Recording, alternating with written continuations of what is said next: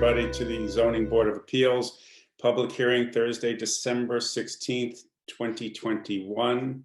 Can I have a motion to open the meeting, please?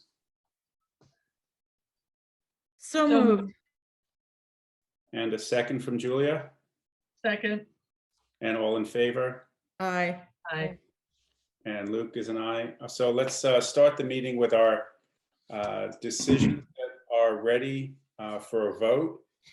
The first decision ready for a vote is case number 3112, 88 Hunting Street. Can I have a motion to accept the decision as written? So moved. Second. And all in favor of accepting the decision as written for case number 3112, 88 Hunting Street? Aye. This is Susan. Susan's aye. Julia? Aye. And Joyce? Aye. And Luke? You know, Chair, I wasn't a part of any of that. Should I abstain or? Abstain is fine. I'll abstain. And I am an aye, so 4 in favor of approving the decision as written in case number 3112, and Luke Farron is abstaining. So we move to the next decision, which is case number 3119. And can I have a motion to accept the decision as written in the case of John Gregory and Edward, and I didn't hear how to pronounce his last name, Tawell, at 73 Halsey Street? So moved. Second. And all in favor of accepting the decision as written in case number 3119, 73 Halsey Street? Aye. Julia? Oh. Susan's an aye. Julia? Aye. And Joyce? Aye. And Luke? Aye. And I am an aye as well. So it is unanimous in favor of accepting the decision as written in case number 3119, 73 Halsey Street. Moving on then to case number 3118, 74 White Street. Can I have a motion to accept the decision as written? So moved. Second. And all in favor? Julia? Aye. Susan? Aye. Luke? Aye. Joyce? Aye. And I am an aye as well. So that is a unanimous vote in favor of accepting the decision as written in case number 3118, 74 White Street. In the case of 199 Cooper's Neck Lane, LLC, number 3121, is applicant's counsel here?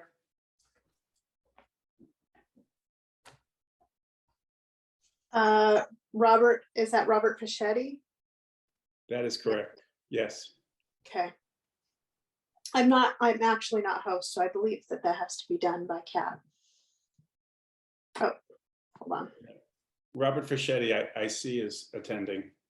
Yes, he is in. I just had to be made host. I had to pass the host to her. I forgot. She's got it now. All right, he should be coming in. Hello. Okay, good evening, Robert. At our last hearing, this case was closed for decision, but I believe you have a request of the board. Yes, on the behalf of the applicant, I would like to request that it is reopened. I was just retained. I did see after going back and seeing, that it was closed, but we do ask if the board is so willing to reopen and adjourn to January.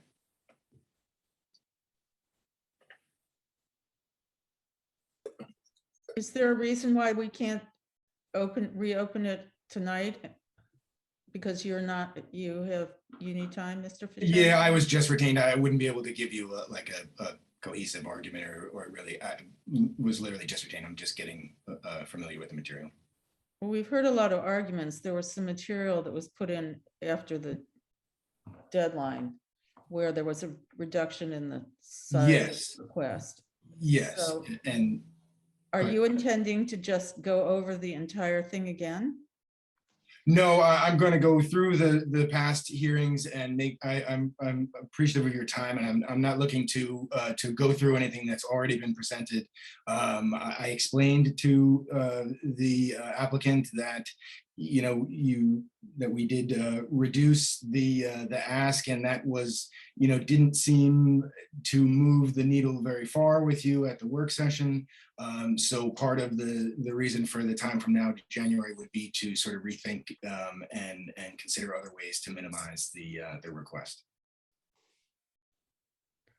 If you could as well, the documents received after the hearing was closed, could you resubmit those? Yes, of course. If it works out tonight that we're reopening Absolutely. the hearing. Do we want to have a discussion on this tonight with respect to reopening the hearing? Do any board members have any thoughts or concerns about reopening? I have thoughts or concerns that I already asked Mr. Fischetti. I feel like we were ready for a decision. They've put in new information that changes some of the dimensions, but now he's saying that they need to rethink it. I don't know what to say to that. It's pretty straightforward to me, but maybe they've got some wild ideas. I don't know. It's a setback. So I guess I don't know what I'm of the I just mind don't that want you're to. planning to rethink it, that it should be resubmitted as a new application myself. Well, we would need to renotice, Rob.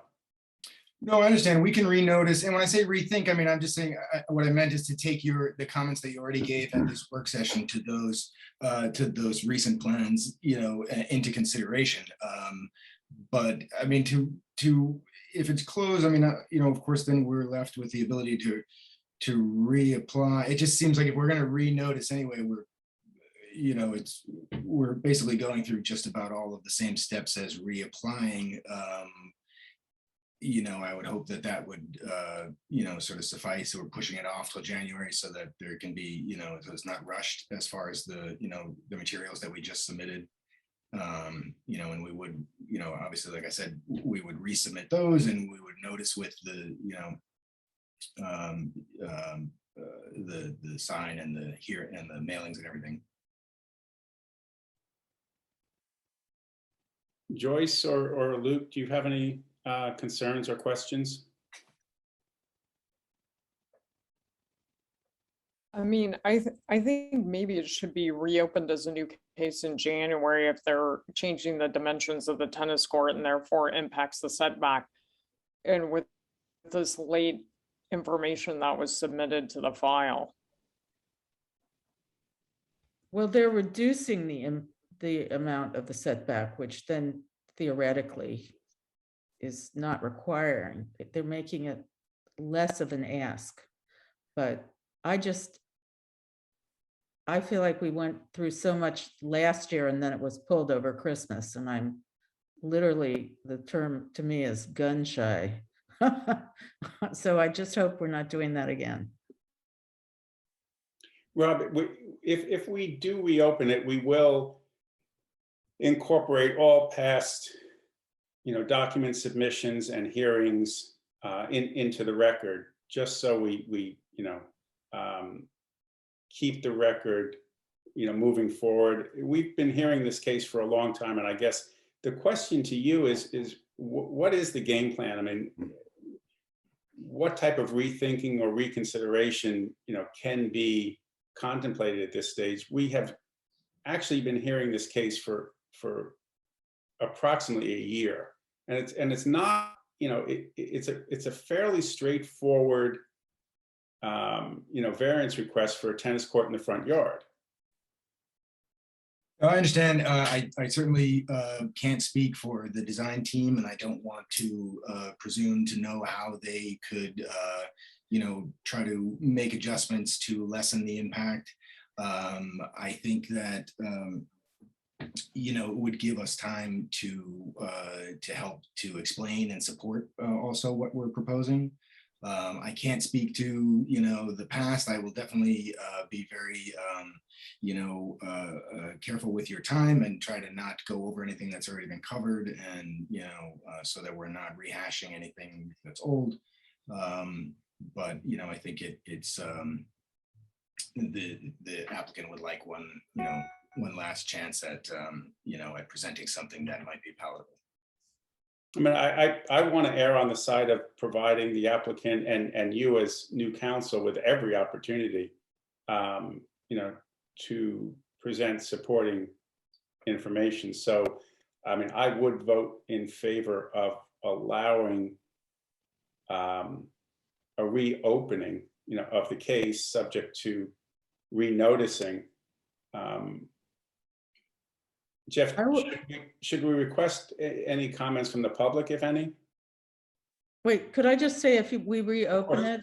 it, I think it preserves the enfolding of the previous documents and tapes more easily than if there's a new application, and I feel that the history should be part of it. Because I think, sadly, the comments of the neighbors get lost, and there were lots of them previously. And it's the Christmas, it's Christmas, people are away, and I feel it's been a burden on the public in a sense of people who wanted to protect their property rights, or wanted to feel that they had something to say, and I don't want that to be dissolved. No, I agree with you 100%. It will be a reopening of the existing case number 3121. So would you like me to make? Well, I'd like to see, Oh, okay. Jeffrey, should we ask if the public wants to make any comment? I'd suggest that the board do that, but I think that the application here doesn't go to the substance of the application. There were additional documents that were submitted, so I just want to make this clear for the record. My concern was that residents or anybody interested from the last hearing might not have known that there were additional documents submitted. So to that extent, I think it protects everybody, including those residents or other parties who are concerned, if the matter is to be open, to have it renoticed with the corrected information being sought, so that everybody knows that there's information to be seen and to be responded to. Because I agree with Ms. Stevenson, there was a lot of comment and a lot of thought from everybody involved who appeared last time, so that I think that the way to make sure that everybody sees everything is to renotice, if that's the way the board chooses to go. But in answer to your question, certainly I think the board could take comment, but in the end, the determination I really think is the board's as to whether or not the board wants to open its own hearing. This was not a case in which a decision at this time had been rendered and issued. That will be a different question. This hearing had remained closed for decision, but the case wasn't finished.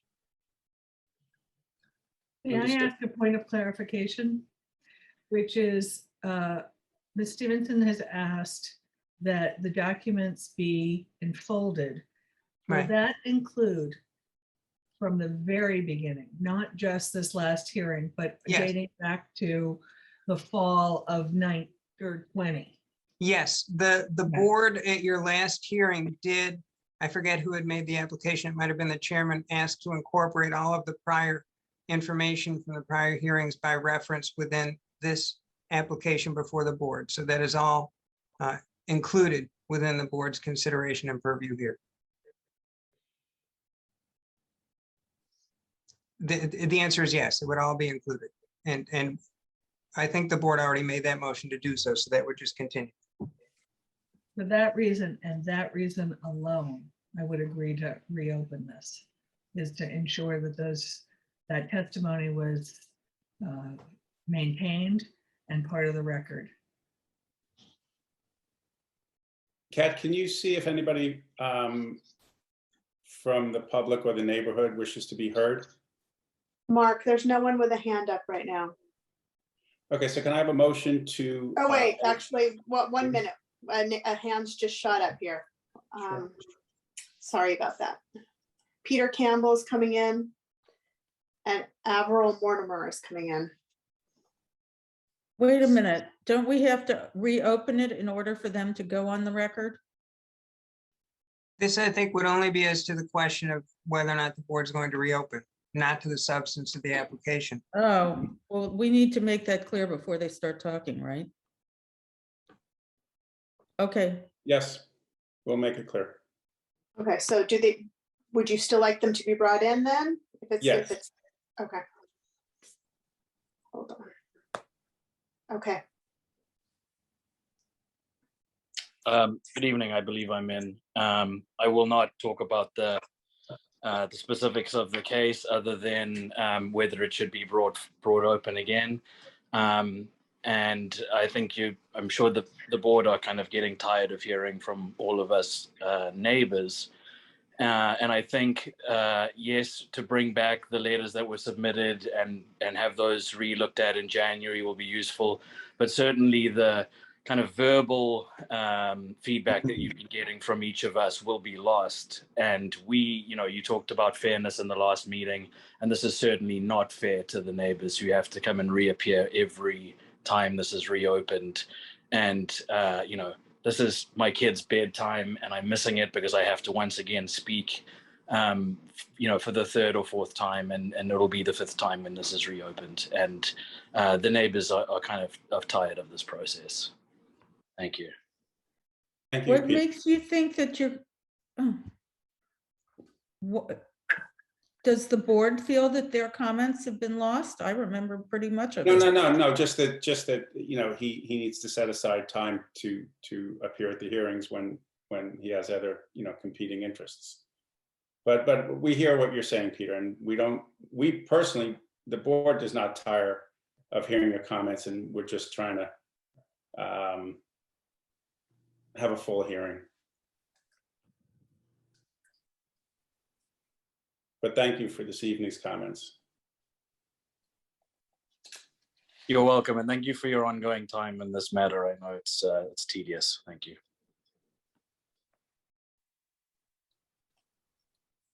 Kat, who is the other? Avril Mortimer is in as well.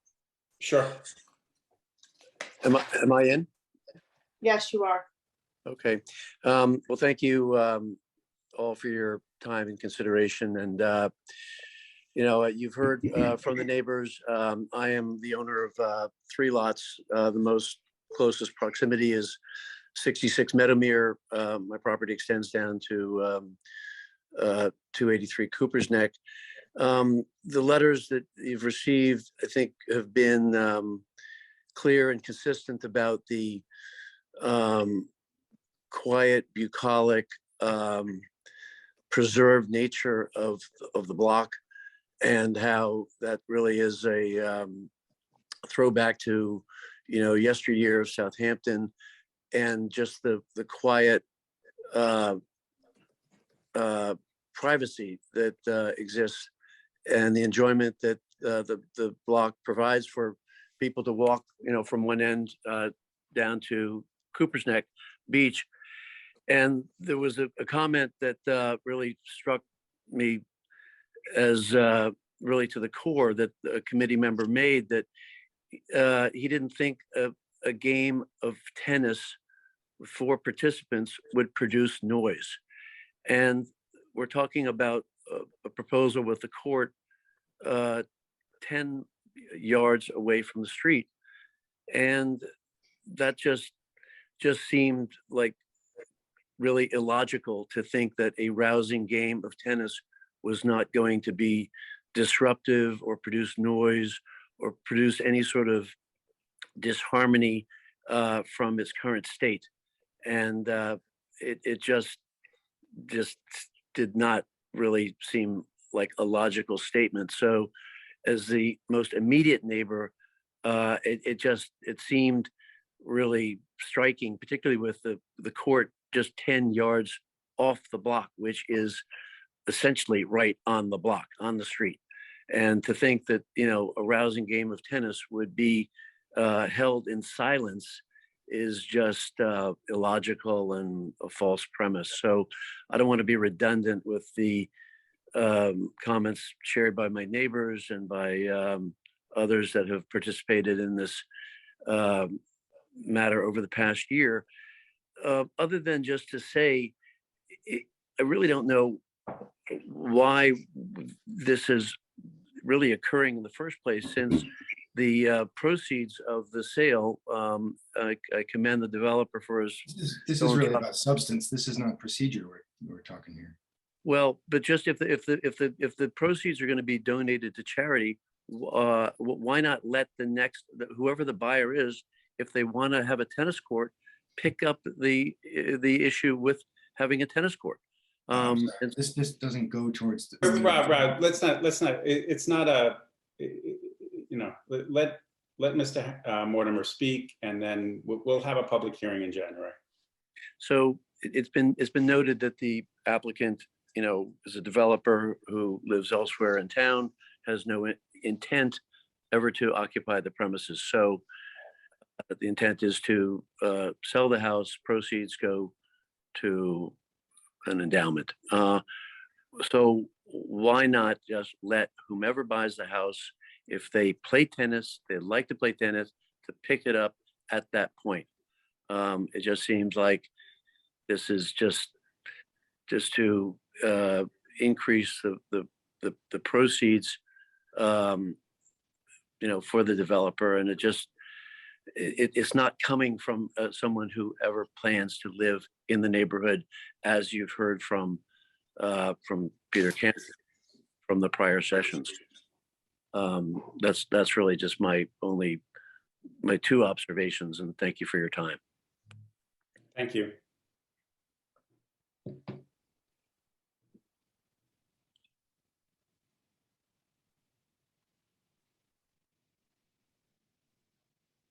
So can I have a motion now to reopen the hearing of case number 3121, subject to, of course, renotice and re-advertising and incorporation of prior hearings and documents, but to reopen the hearing of case number 3121, 199 Cooper's Neck Lane. Can I have a second? Seconded. And all in favor, Julia?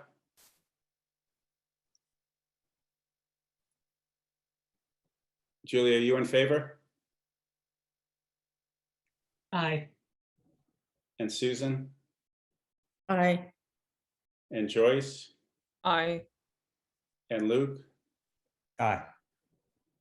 Okay, and I am an aye as well. So we will reopen. And Robert, can you be ready for the next work session and public hearing in January? I believe so. Like I said, I'll speak more to the design team and and make sure that we can have everything in order. But I believe so. Yes. Yeah. Thank you very much. Wait. I actually don't, I don't want to say aye if it's going to be stretched out ad infinitum in an attempt to, I'd like it, maybe we should say, are we allowed to say to be reopened on such a date? You mean not, well, we can always, Well, there's like now a disclaimer. This is how, I feel at a certain point that,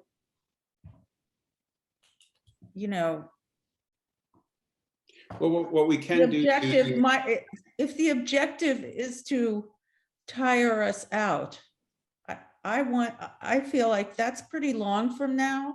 And I'd like it to be that it is reopened for our next meeting in January. Not that then they're gonna have 6 adjournments, so nobody have, I don't know. I just feel like, I never feel like it, in a way, I feel like we had come to a decision. Now I'm willing to listen to new information, but I don't feel good about it being then adjourned repeatedly, so that this is hanging over everyone, and it's an attempt to tire out the opposition and the board. I have participated in, when I was on the ARB, with similar situations where it gets very difficult for the boards. I don't want to be compromised. That's all I'm saying. So what, is it possible to say, we'll reopen it for that meeting? Council? I think, Jeffrey, can we, all of our adjournments are subject to our discretion. Correct me if that's not correct. That's correct. That's correct. So And I Susan, thought I thought the motion, I'm sorry, Chairman, I didn't mean to interrupt. no, go ahead. Go ahead. I thought the motion was for this to be reopened on January 5th. At the board meeting for January 5th, and that the notice is to be for January 5th. Me too. So that the applicant would be prepared to proceed on that date. You say January 5th? Am I Yeah. getting the date wrong? Probably. Not Yeah. January 5th. That No, was it's the not. fourth Thursday, right? No? Hold on, let It's me the check. Public hearing is the Fourth- Thursday, fourth but we meet the Thursday. Tuesday before for the work session. Right, Right, my it's error. January So let 20th. me check. Well, I believe it's doesn't January it have to be 28th. at the, it's not for the work session, it's for the real session, no? Right, Which I have is January 27th. that's correct. Yeah, that's what I thought. My apologies. So January 27th is the meeting. I would just say there's no intention to prolong this. To be honest, when the applicant, contacted me, the hope was to be able to present tonight. But my schedule was the one that I wasn't able to spend the time to get prepared. So it was not an intention of the applicant to push off to January. That was more just a scheduling thing on my part than anything else. So we're not looking to prolong it. I understand that, an adjournment request is not going to be received well at all at the January meeting, and we don't have any intention of trying to adjourn. Great. And just so the record's clear, I apologize. I have January 11 as the work session, and the date that the chairman mentioned, the 27th is the hearing. Okay, let's move on to. Mhm. I was just saying, is it January 27th or 28th? I believe it's May 28th on Thursday. The Thursday is the 27th. Oh, the 27th. I'm sorry. Okay. Apologize. Okay, let's move on to case number 3110, which is 54 North Main Street, which I understand needs to be adjourned because the notice and mailing was not completed. I think the published notice did not reflect the change, the amended request. I had received a note from counsel for the applicant as well, so they had indicated that they would, that the matter would need to be adjourned, and I would concur with that. Do we want, I believe counsel for the applicant is here. Do we want to have Elizabeth Vale speak to this? Sure. Because then we have, the next case is hers as well, which is 84 Fordham, so. Elizabeth, can you raise your hand, please? Great. Okay, she's coming in.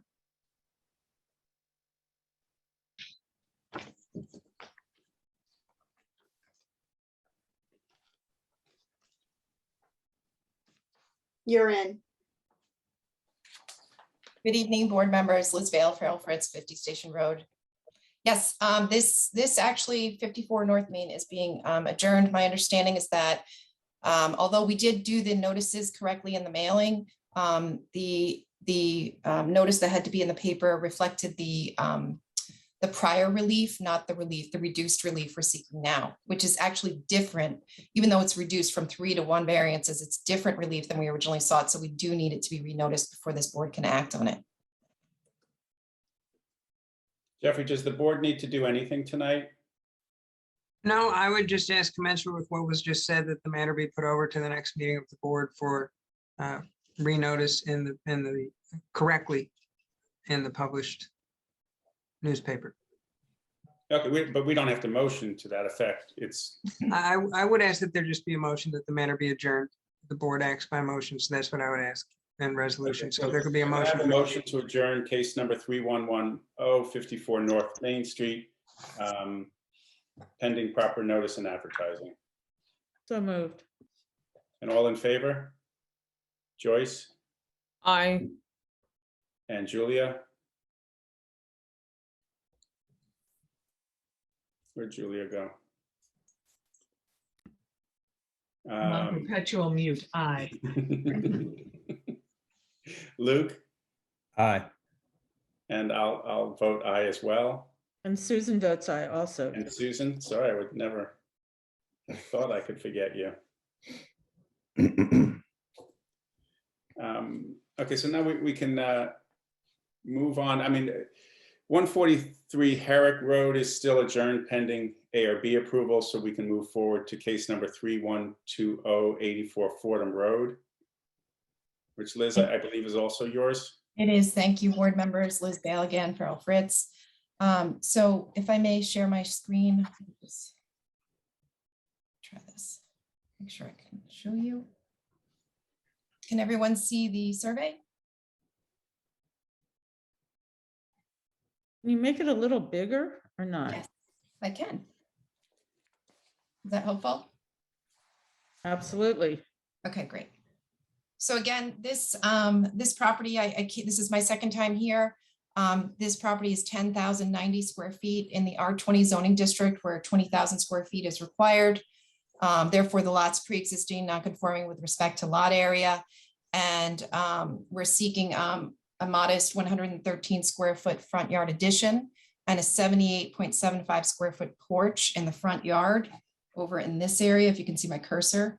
And we're seeking to reduce the existing front yard setback by 4.4 feet. So we need two variances for those structures. One is to allow the front yard addition to be 25.9 feet where 40 feet is required in R20. And the other is the same relief to allow the front porch to be 25.9 feet where 40 feet is required. We are also seeking total side yard relief to allow the total side yard to be 32.6 feet where 40 feet is required for this proposed addition. So we did receive, I put us on the record last time, we received ARB approval on April 4th, 2021. I also went through the 5-part test before. The last time we appeared, the proposal is modest. It's in keeping with the character of the community. The proposed addition is small. It's 78 square foot porch and 113 square foot addition. In the front of the residence, it will not create an undesirable change to the character of the neighborhood, nor should it impact neighboring properties. We do have a letter in support from one neighbor at 74 Fordham, which I submitted to the board. And I did review the letter from the other neighbor at 100 Fordham, seeking to mitigate noise and light from the proposed porch and pool. As the board noted at the work session, the pool is legal. It's already been installed. It does not require variances or approval from this board. However, I did go to the site today and I took a picture, which I will be submitting to the board's record, of a 10 to 12 foot high, a pre-existing hedge. This beyond the hedge is 100 Fordham. This is 84 Fordham over here. So you can see there is a really great screening between the two properties of 100 Fordham and 84 Fordham. And also the proposed addition for 84 Fordham is beyond these windows. It's actually over here to the right for the porch and then the addition. Therefore, the addition is actually really closer to 74 Fordham, where again, we have the letter in support. So the benefit to the applicant cannot be achieved by any other method because of the 10,090 square foot undersized lot. The width of the lot is 100 feet as well, where 120 feet is required. The existing front yard setback is 30.3 feet, where 40 feet is required. Therefore, any addition to the front of the residence would require a variance. The variance requests are not substantial when you're considering the totality of circumstances. It's a type 2 action under SECRA, ensuring no environmental impacts. And it's not self-created given, again, the undersized lot that it's on.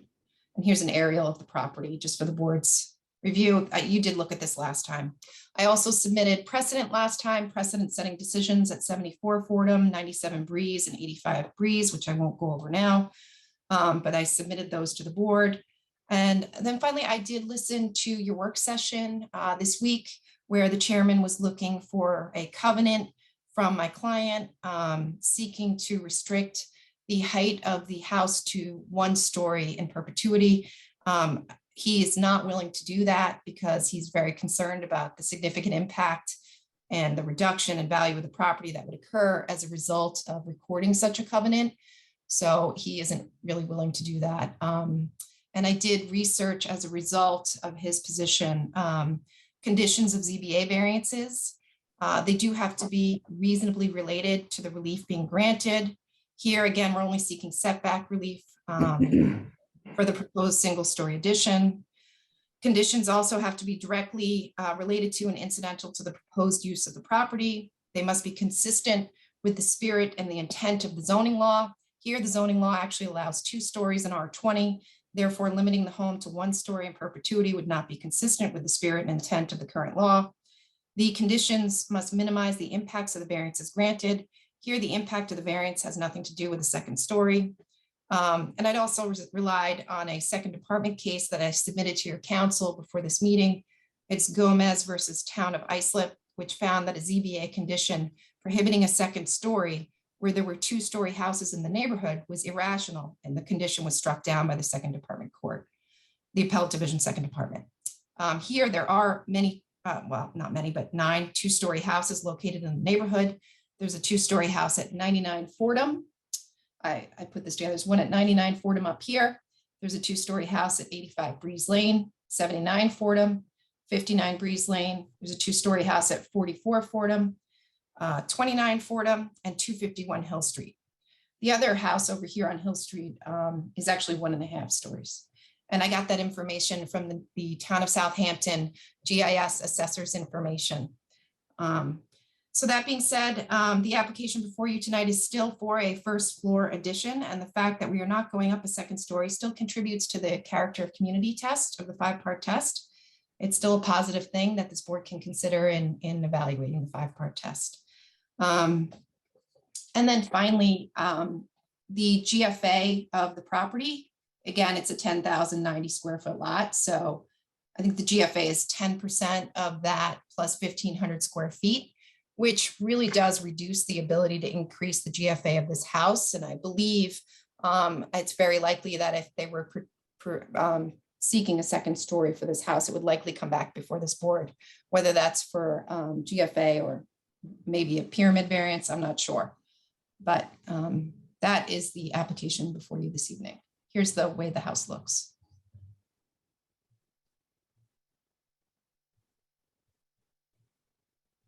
Does the board have any questions for me?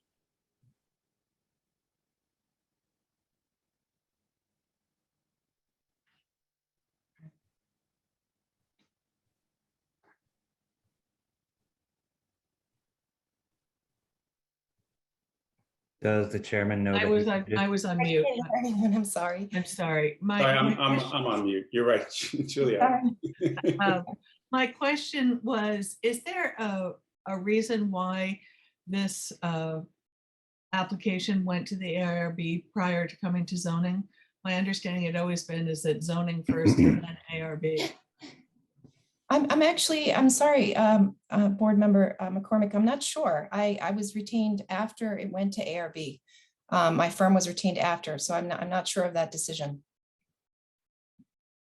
I'm grateful they were supportive. I don't think there is a hard and fast rule, actually.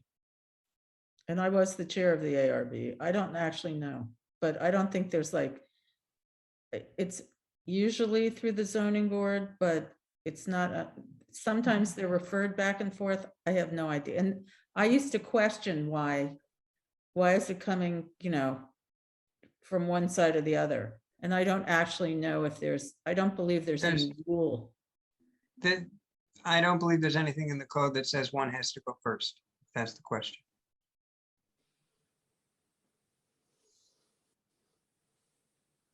I'm also wondering if there are any neighbors here tonight to speak to it. Before we go to the neighbors, let me just read something, Liz, from the application I believe you prepared and submitted to the board. As part of the application, it states in support of the application for a variance, quote, "The requested area variances are not substantial and if granted, will ensure the house remains a one-story residence rather than pursuing the construction of a two-story residence." So why would you then argue that it's somehow unreasonable for the board to request that you covenant with respect to a statement that you made in your own application. Sure. So let me answer that. That application is still correct, that the application before you is only for a single story first floor addition. And if granted, at the present time, they're not seeking to go up a second story. That's all they're seeking to do. But to limit it for the entire future, covenants, as you know, are recorded against the property. They run with the deed and they restrict the property for a very long time, which significantly impact and reduce the value of the property, number one, upon if they wanted to resell it. Like if you're going to look for a property and you find out there's a covenant and you could never pursue a second story, even though it's permitted by the zoning code, that would be a very, very impactful covenant and impacting the value of that property, number one. Number two, who's to say that the character of the neighborhood might not change over time? Right now, it's the argument is very valid that it's in keeping with the character of the community and the neighborhood in this particular area. This particular area has 2-story homes and it has single-story homes. This particular lot is pre-existing non-conforming. Any second floor addition, they probably have to come back to you and would certainly have to comply with the law and the code. But it's still true, even though we don't want to do that in perpetuity forever, to restrict it to 1 story and not have that opportunity to go back and seek relief for a second story, or go back and seek relief under the code from your board, or go back and actually just make an application, doesn't mean that it's not a single story first floor addition before this board, which is a benefit because they're not seeking to go up a story. And I took that actually from the testimony in front of the ARB, because I watched the ARB meeting. And the ARB was saying, hey, we're really glad that they aren't going up a story here. So, and this is a great renovation of a single story ranch. We like this. And they applauded the architect. So it's still a valid point to make. And it does ensure that it's not going up a second story at this point in time, because that's what's in front of you. Yeah, but that's, the language that you used was, if granted, will ensure the house remains a 1-story residence. So what you're saying is, what you meant was remains for the time being? Yes, yes. My point was, that's the application in front of you. It remains 1 story. That's what we're doing here.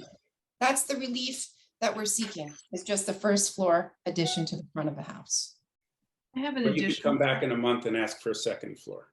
Anyone could. It's permitted in R20. No, And I understand that. Could yeah, you give us I the mean, GFA? Could you yes. give us the actual GFA calculations and Sure. let us know what you have now and Sure. So the GFA, according to my calculations, and I'm not an architect, the GFA is 10,090, right? It's the square footage of the lot, and it's times 10%, which is 1,009 square feet plus 1,500 square feet. So the maximum GFA on the property is 2,509 square feet. The existing residence, according to the information I have, is 1,714 square feet. So if we're going to add a second story, we would need at least 900 square feet of relief. Depending on, No, I lost you. You said it was, the permitted is 2,509. 2,509. And what's your existing? 1,714. With the expansion? Yeah, I believe so. So that would allow, so you have another 800 feet that you could add. No, we would have to come back. If we wanted to seek to add a second story, we'd need 900 feet of relief from your board. If you were saying that you had to double the size of the house, not just go up well, you might not be able to do that because of other that's the second restrictions. story, right? So So listen, when we say a second story, we don't necessarily say a complete second story. Some second stories are not as tall, or not as wide and not the same coverage as the first story. But you could. What you're saying is that you could put a 900 square foot second story on this. I'm actually looking, I was hoping to see the date of these plans. these are the same plans that were submitted to your board.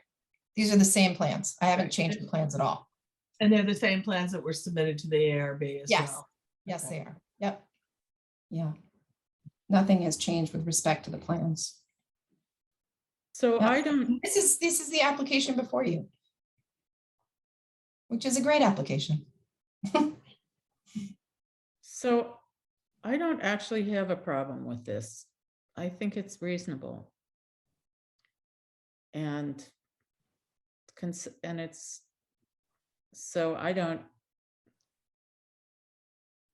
if they wanted to, if they need to go up, they'll have to come back to the boards. What we're And the saying is ARB they too. would not have to come back to our board because they could add 900 square feet to the second floor without coming back to us. That's such a hypothetical statement because we don't know what they're gonna, what, that's not the proposal before the board, number one. It's speculative to think that they're going to come back with a second story. And on top of that, you're not really supposed to speculate when you're making your determinations. I would just say that what's in front of you is a single story residence. And I apologize if my application language misled you, but I think I just was reiterating the enthusiasm of the ARB and maybe I did it improperly. So I apologize. But the application is, this is the application. There is no two-story application before this board, nor is there a plan to pursue one at this point in time. This is the plan to renovate the entire house. But I think it is reasonable that the application led to that set of assumptions. And what you're now describing as speculation, I think we were led to that. Yeah, well, that's why I apologize. I'm So, sorry. Yeah, I apologize for that. Do any other board members have any questions or comments? And then we can open it up to the public comment, if any, but do any other board members have questions or comments?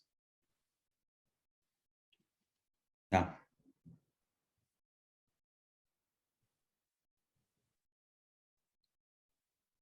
Joyce, do you have any questions or comments with respect to this application? No. And Kat, is there anybody from the public who wishes to be heard? There's no hands up in the attendee pool. Okay, so then where do we want to leave this? Do we want to close it for all purposes or close it for decision? Well, is the board in favor of this application? I mean, is it something you think you might be able to approve, or can I give you any more information if that's not the case? I hate to close it if you still feel like you need a covenant to approve it. I would also add that all of the precedent that I mentioned never required a covenant for any of the setback relief that was granted on the street. I'm ready to close it for decision.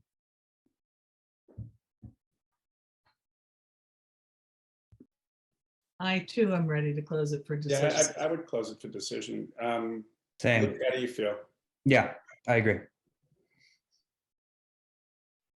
And Joyce? I agree as well. Okay, so I'll make the motion to close this case for decision, case number 3120, 85 Fordham Road. And can I have a second? Second, And all in favor? Aye. Aye. Aye. aye. Okay, and I'll do an aye, so that'll be unanimous. Okay, so we'll close it for decision, and then we'll talk about it at the next work session, I guess. Thank you, board members. Thank you No, for your thank you. time. And I hope you have a great holiday. Thank you. You too. Enjoy your Thank evening. you. Thank you. So moving on to case number 3122, 93 David White's Lane. Okay, it's going to be Robert Fischetti coming in.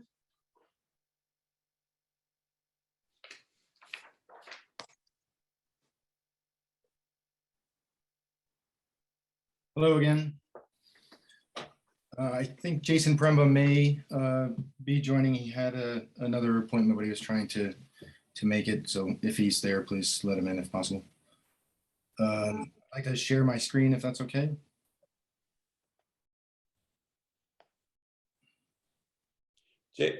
Rob, Jason is not here that I can see, but if Yeah. you He want- may not have made it. I know he was trying. So it's okay. I can proceed without him. I know that you had a productive conversation with him at the work session.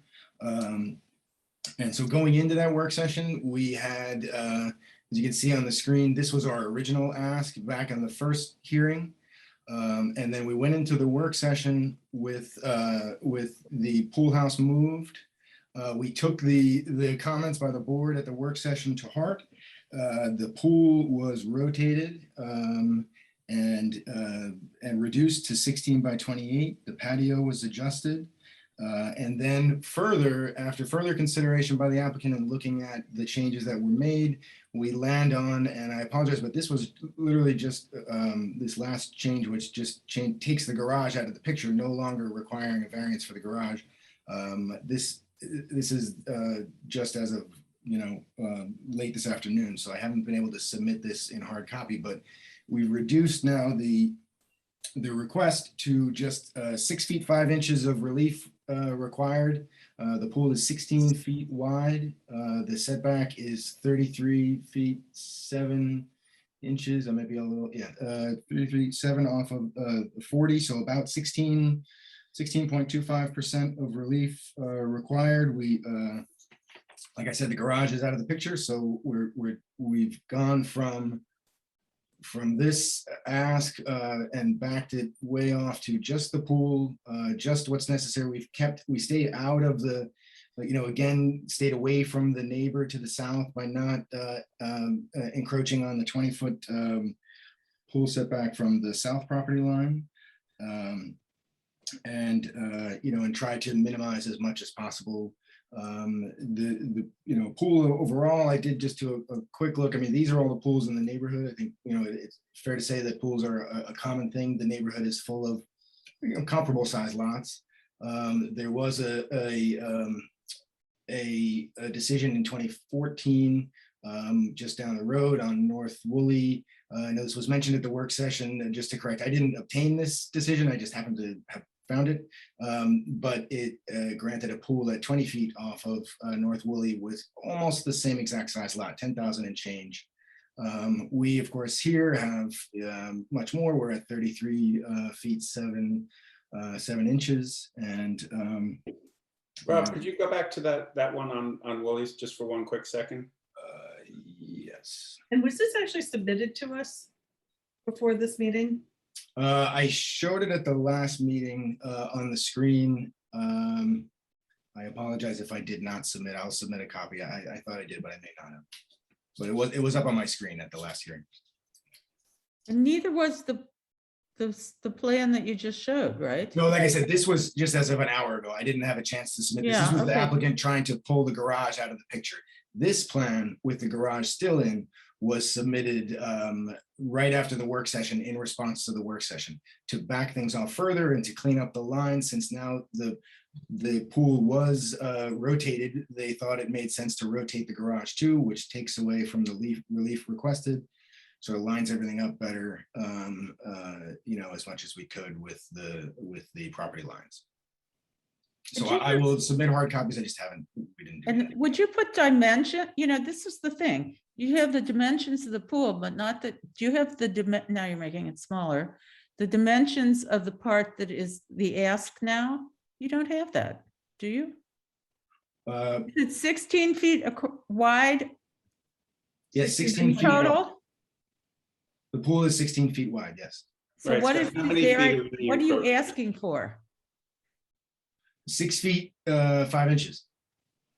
of the pool? Yeah, because it's set back 33 feet 7 inches from the road, and it's a required 40 feet. So we just need the 6 feet 5 inches to make it to make up the difference. That's like 11,000 something and something votes. Never mind. So you're asking on the pool. It's about 16%. Yeah. Okay. How large is the spa, Rob? Let's see. There's no. Well, yeah, no. Yeah, I'm sorry. I don't. Might be on the building. It's not. We need the numbers. No one seems to be of the actual thing we're talking about. We're not talking about anything else, are we? No, well, we're not requesting relief for the spa. No, I understand that. I was really just using it as a substitute for for measurements. I'd guess 8 by 6. I mean, We know that the orange strip, the allowable pool area is 9 feet, right? So it looks like we're a foot in from the south there. So if that's 8 feet, it looks like it's 6 feet east to west. the Jason also provided, it's a little grainy, unfortunately. The building that's the building envelope. The pool setback yields, like he says here, 10 feet 6 inches of width, 8 foot 6 of water. You translate that? I didn't understand that. Robert. I think what he's saying is that they could, within the setbacks, have a 10 foot 6 inch wide pool. Well, it would be like 8 feet of water. It would be, you know, Coping and pool, or I don't know. I don't think, Rob, I don't think the coping is counted in the setback. It isn't. So you can move the pool a little bit more. What direction is that? So oh, I see, it would be another foot, yeah.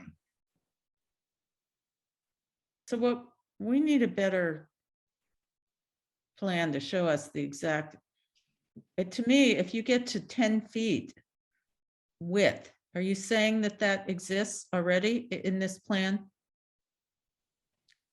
For the pool?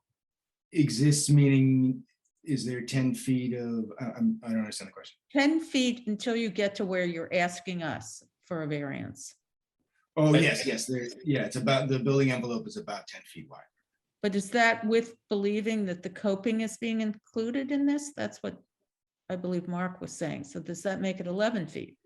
No, we were saying that when we were counting the coping, we were saying that leaves less room for actual water surface. But if you take the coping out, it would be 10 feet of water surface, 10 feet of actual pool without the coping.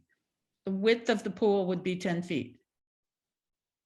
I mean, that's what if the Without coping's a not variance. included, that's what it would, that's the width, that's the as of right envelope.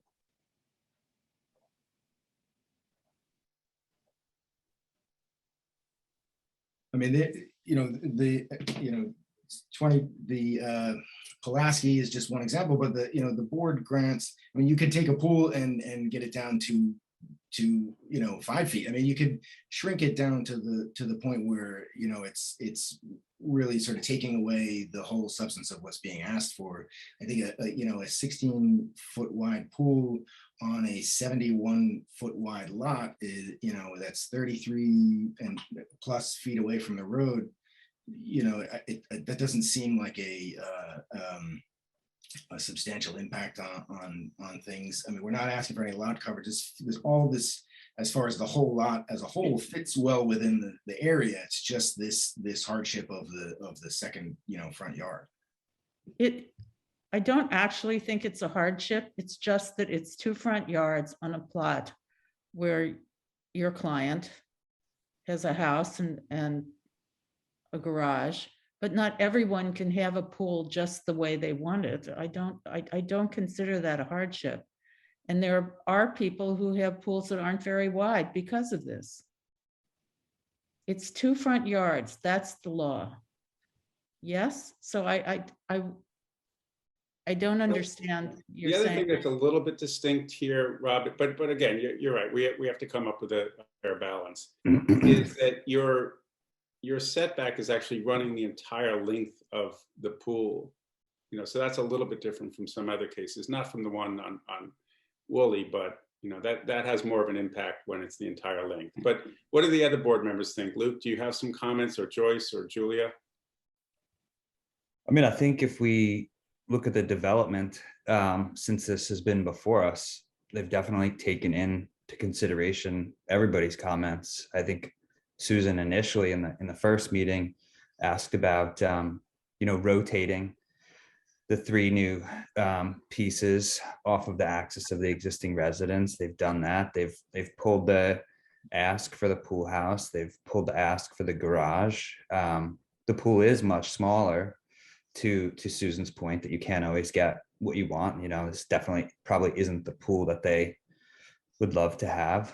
I hear the comments that the code is the code, but code isn't one size fits all. That's why this board exists, in recognition of that fact. So at this point, I view this application favorably.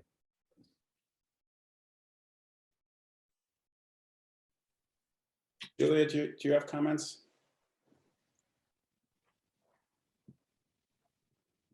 First and foremost, I am very appreciative of the work that has been done both on the garage and the pool house. I think that really has shown a response to our comments. As a member of this board who has listened to many applications about 2 front yard pools, and I have not had enough time to look at this plan since our meeting on Tuesday, since it's being presented to us now for the very first time. I'd like to see that. I'd like to see the materials that Rob put in front of us that we haven't had the chance to look at previously. But I am appreciative of these changes to the garage piece. I said on Tuesday night, I will say again, as Rob mentioned, I don't believe that every piece of property gets everything, and pools are particularly tricky, particularly when there are 2 front yards. And those are choices that homeowners make when they purchase their homes. But I'd like to have a better opportunity to look at this plan before I state my opinion about it. Joyce, do you have comments or questions? I mean, I'm favorably inclined, given I think the revisions, thoughtful revisions, and I think that this plan looks much better executed in terms of the garage and the pool house and the reduction of the size of the pool. Well, Rob, I would ask this just for the next meeting. A revised plan where you slide the pool coping, not in the setback, because it doesn't have to be counted in the setback. I don't believe the coping is not part of the pool for the purposes of the setback. So you get another foot there. And I would like to see if a 14 by 28, wins the favor of everybody on the board. If we were to narrow, would you be open to lengthening a little bit, like 14 by 32, which doesn't change wouldn't get any closer to the street, but would give them a little more area to work with as far as a swim? Why would that be a different variance? It isn't. It's just a longer. Well, we would still keep the 14 from the street. It would just lengthen the pool, not increasing the degree of nonconformity, just giving them a little bit more pool to work with. Yeah, so what, I don't know why that would be a problem. Does I just anyone? made sure. Am I missing it? It puts more into the front yard setback. A little So more. It puts more cubic feet into the front yard setback. You're right, you're right. I wouldn't, I'm not a pool designer. I don't know why the steps take up a lot of the pool. Yeah, I'll point that out to Those are them. the steps from the first iteration, and they just left them. Is that possible? Yeah, I think that, given I the think we need a clearer look, like, what is the building envelope? What are the dimensions from each little part on that pool? What's the size of the spa that's attached to the pool? So we can get a good idea about how we might be able to work with this, or at least I'd like that, please.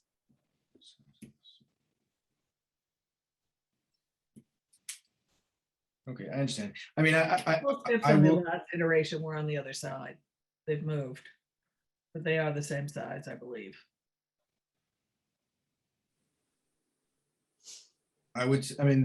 So I understand the overall impact, just as far as the amount of square footage requested that's encroaching in the setback. I mean, practically speaking, I think if the pool is 2 feet narrower, it's not going to affect the look of the property. It's not going to affect the noise on the street. It's not going to affect, the overall cluttering of the lot. I mean, I don't see, I'll speak to my client about it. I appreciate the point, but I just don't see it, practically speaking, making a major impact on or major change in the impact of this pool on the neighborhood, on the lot. It's, it's a couple of feet. It's not going to, and that, that I respect the fact that that point goes both ways. It's just a couple of feet, but as of course, as you narrow a pool, it starts to sort of take away from the overall purpose of it. But well, Rob, I mean, I hear what you're saying, and so one thing I would like you to consider is that as much as we're looking at this one application, sometimes the board members, including myself, are sensitive to the number of properties in the village where now somebody will come in and use this as a precedent. So we unfortunately, have to look at, okay, what's really the precedent we're setting here. And so the 2 feet, 3 feet, when you apply it to so many properties in the village, starts to become an issue. But more so, I'd say when I was looking at pools, anecdotally, I can say people were telling me that your pool width, is half of your pool length. So you either go with 16 by 32, 14 by 28, 20 by 40. And I think that's where I came up with could you do it a 14 by 28? And, I think they've come more to custom sizes now. Liners are done as custom made now, so there's less uniformity. And Luke may be able to say more about that, but I think there's less uniformity when it comes to that. So they're a little bit more tailor made now. I think right now, Rob, all I was asking was for purposes of discussion to at least look at a diagram where the pool was 14 by 28 and sliding the coping, outside of the and seeing what that looks like.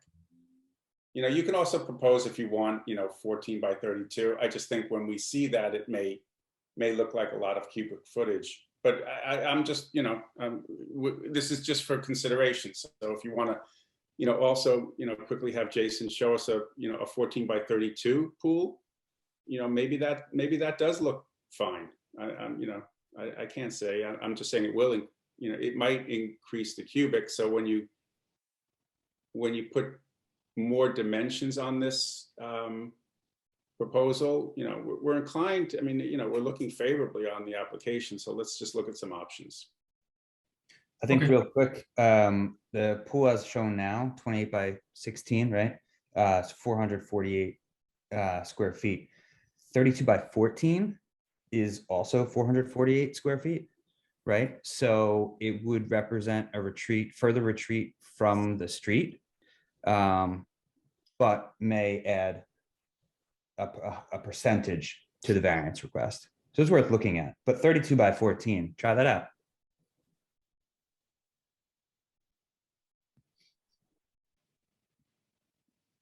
I like that better because it puts the onus of the extra water in the backyard of this property, not out toward the street. Right, Luke? I mean, it represents more water to the east and the west. Yeah, but that's over not the where the allowable F area, is. but the long way, it would be further away from the street. And it maintains the same square footage of the pool All right, overall. well, I'd like to see that. I agree with everyone about that. So are we adjourning this? So yeah, let me make a motion to adjourn for all purposes, subject to seeing some additional sketches, drawings, site plans with more dimensions. But it seems like we're on the right track. I think. I hope, as far as things go, we'll try to show you some variations. I'll speak to my client about what they're willing to do. They were, of course, hoping for a decision tonight. I understand you're not quite there, so we'll do some more polishing and see what we can do. Mr. Chairman, I didn't know if there was anybody in the public who wanted to be heard. Kat, could you find out if anybody in the public needs to or wants to be heard? This is Jolie. Yes, I'll look. Oh, sorry. That's okay. Is anyone in the pool here for this application? Anyone in the attendee pool? No, we're set. No one's Okay, raising so their hand. I'll make a motion to adjourn for all purposes. Case number 3122, 93 David White's Lane. Could I have a second? Second, And all so in favor? moved, second. Okay, Joyce Aye. in favor? Joyce just muted. So moved. and Luke Aye. and Susan Aye. and Julia. Hi. Okay, we'll see you in January. Happy New Year. Great. Thank you for your time. Happy holidays.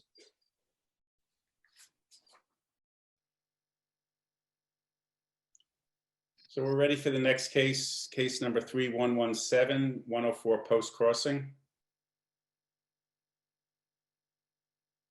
That's Linda Riley. Bring her in.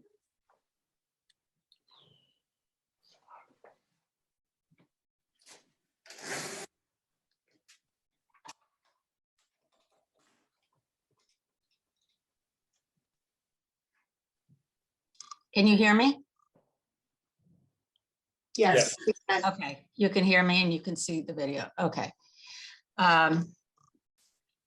I wanted to start out tonight by saying that this is a garage that my client wanted from the very beginning. What he applied for, what he asked the architect to draw is a garage. He needs it for a car and for bikes and surfboards and other things that are large items that are used by his family, which includes 2 teenage daughters. And there is no other place on the property to put these things. But primarily, he needs a place to store a car. He's got 3, by the way. The application has always referred to it as a garage, and the plans and the notice, it is a garage. It is not intended to be anything else, and there are no plans to do anything else. There is no gathering place in the building. There's an overhead door at the end of the extended driveway that would allow the cars in if you look at the plans. There's no noise associated with a garage. It's a storage facility. And we're not asking for a pool house. We never did ask for a pool house. And I am sure we will not get a variance for anything except a garage. And I'll get to the bathroom in a minute. And I want to point out too that the building department will determine what a building permit and a CO can be issued for. They always call out pool houses separately from garages. They're always separately described. And I'm quite sure we'll get a CO for a garage at the end of all of this, which is what the applicant has always intended and what the neighbors would prefer. I think the neighbors are apprehensive that it might have been used as a pool house. I understand where they get that from, but it isn't the case. And so the application that's before you, I just want to be clear, is for a garage. The garage does happen to have a bathroom proposed in it, in the same building. The bathroom is simply the purpose of it is to accommodate the applicant's 2 girls, the daughters, so that when they want to come in from the pool, they don't have to go to the middle of the house to use the one bathroom that's on the first floor of the house to get there. It is the smallest size we could possibly propose. And I should start now by telling you that they have been listening to your comments and your remarks and talking to the neighbors.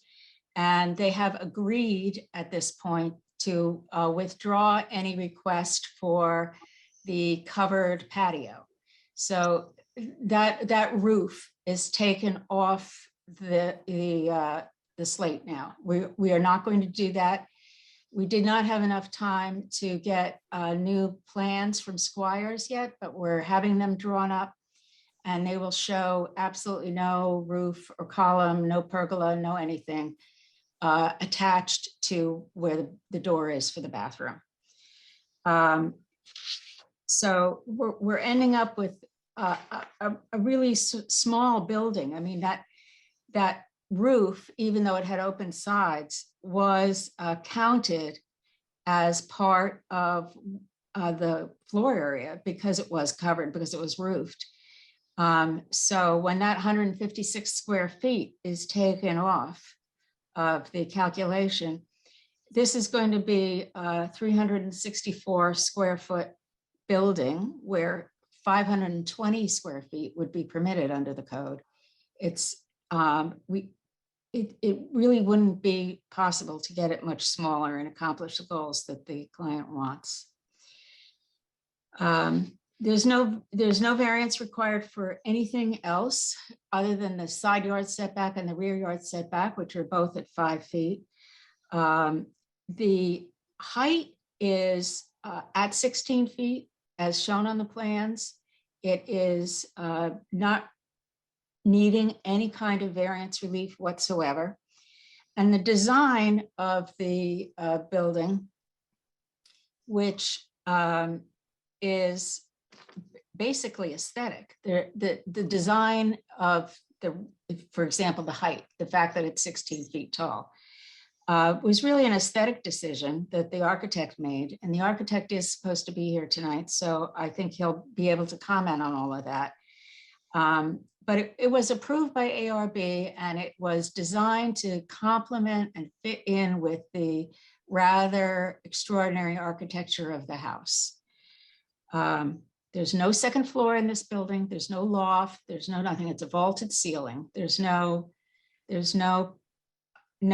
place for a second floor. In terms of, again, what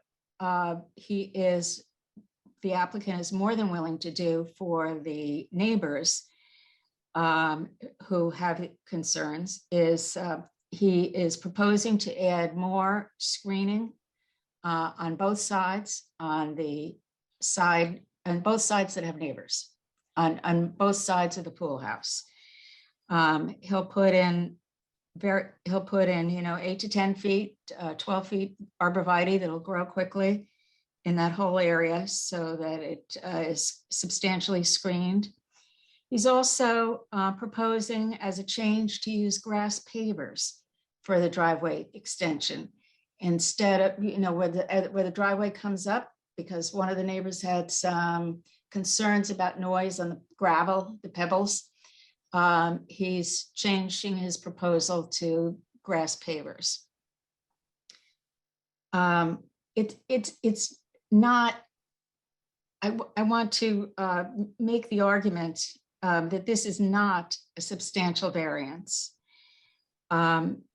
It is in the R7.5 district, which is the densest of all residential zones.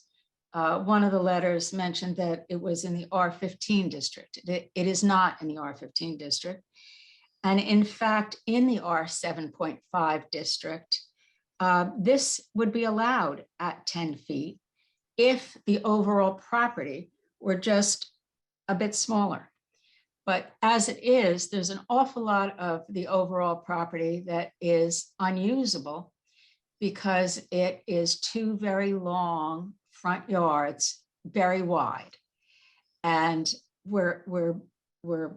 there's very little side yard and rear yard on either of those sides. And the 1,000 square feet or so that we have extra in this property, in the sense that we have to go to a 15-foot setback required instead of a 10-foot setback required, is mostly unusable.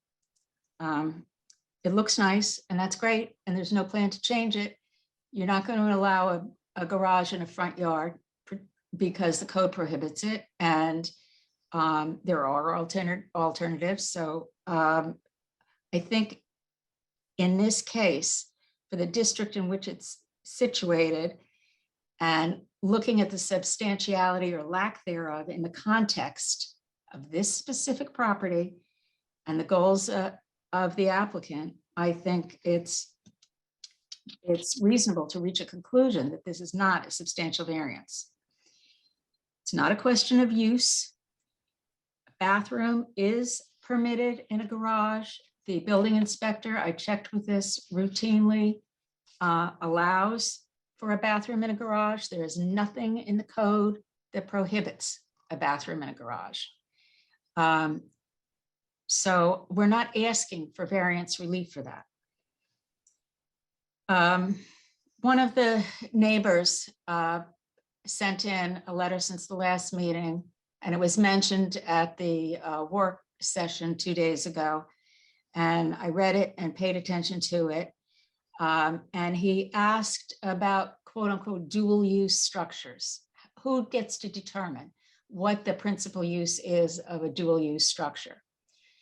First of all, I want to say this is not going to be a dual use structure. It is going to have a car in it, as well as bikes and boogie boards and maybe some beach chairs. It is not going to have any gathering places in it, and nor is it permitted to.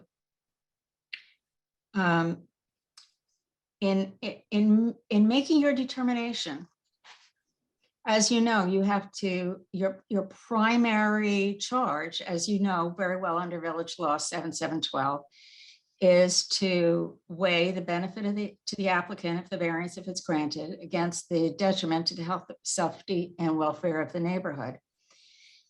The benefit to the applicant here is specifically a one-car garage on a property that has no garage in a neighborhood where garages are often set back in the rear corner of a backyard. In fact, although the neighbor immediately adjacent on Elm Street does not have a garage, the neighbor on the other side of him has a garage tucked up right up against the property line. And the neighbor in back of him, which also shares a boundary line with our property, and that neighbor has appeared here, has a garage tucked back in the corner of the property line. It's not unusual in this neighborhood at all. In fact, it's sort of more historically traditional than an attached garage. And these are historic houses in a historic neighborhood. The opposition, I think, is primarily opposed to something that is not proposed, and it is not going to happen. We've done everything we can to address their concerns, particularly with respect to possible noise or visual impacts.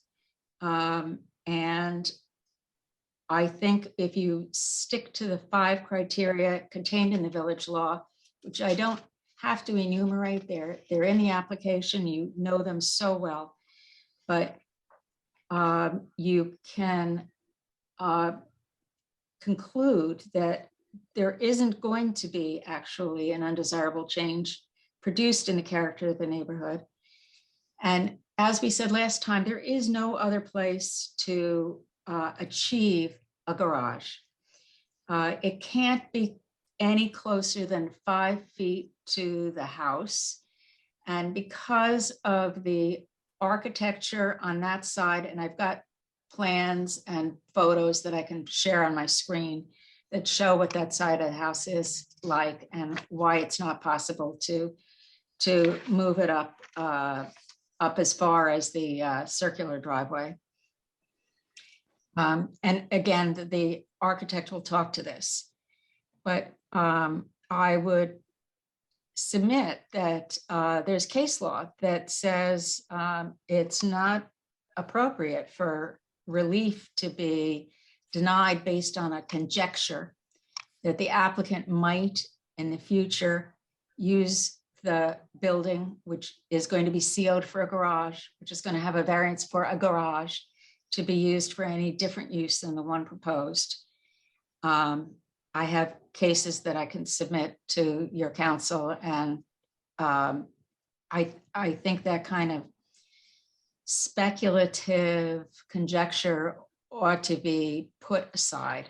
I think it's important to you to hear from the applicant personally and from the architect. So I believe they are here today, and I have some things that I can post on the screen that they may be referring to. There is a hand up in the audience. Is Joan McGivern the applicant?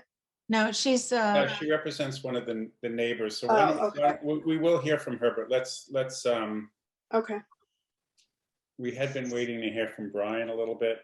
Yeah, his hand is up as well. His hand is up as well. Would you like me to bring him in? Up to you, Linda. oh yes, please bring him in. Okay.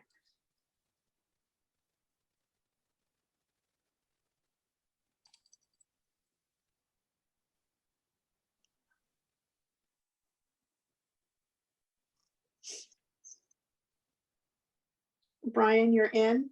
If you want to unmute and turn on your camera. Okay, Perfect. here I am. Hello, everyone. How are you, Brian? I'm good. How are you? Good, good.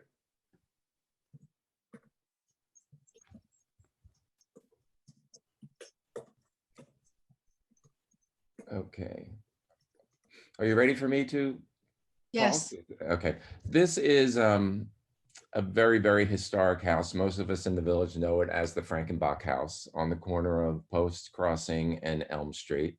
I also live on Post Crossing and I've done 3 homes on Post Crossing, so I know this neighborhood very, very well.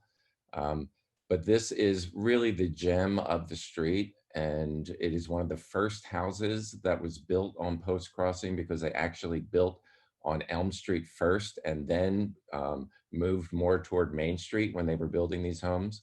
My home is the last one on Post Crossing. It is 34, which is the first house off of Main Street, and it was built in 1929. And this house dates back, way back into the late 1800s. And you can see the Victorian architecture of the house. It has it has just a beautiful structure, beautiful tower, beautiful roof line, sweeping porches all the way around it. It's got, the great, what it gives it its most presence is being on the corner and set back from the corner. So it's just, you can see it from both sides, and it's just a really special house. And it just went through a major renovation that was done really well. It was restored to perfection. An addition was put on the back of it, which is a sunroom. And what we're trying to do is give our clients a garage in the back with a bathroom in it, as Linda said, for convenience more than anything. The house is decorated and the finishes are beautiful inside. It's a very formal house. So having kids running through in wet bathing suits, it just isn't a good function. And putting a bathroom in the garage, is just the appropriate thing to do. Linda, can you show the garage on here? Yeah, sure. You mean the plan? No, the Yeah. rendering. The rendering. Yeah. I have. Oh, okay. I didn't put it up. Yeah, no, I can show the plan, but I didn't put the Okay, because I rendering. was going to up on talk the about I took some of the details of the house and put them into the garage. The garage has a standard, 8-foot front door, to it.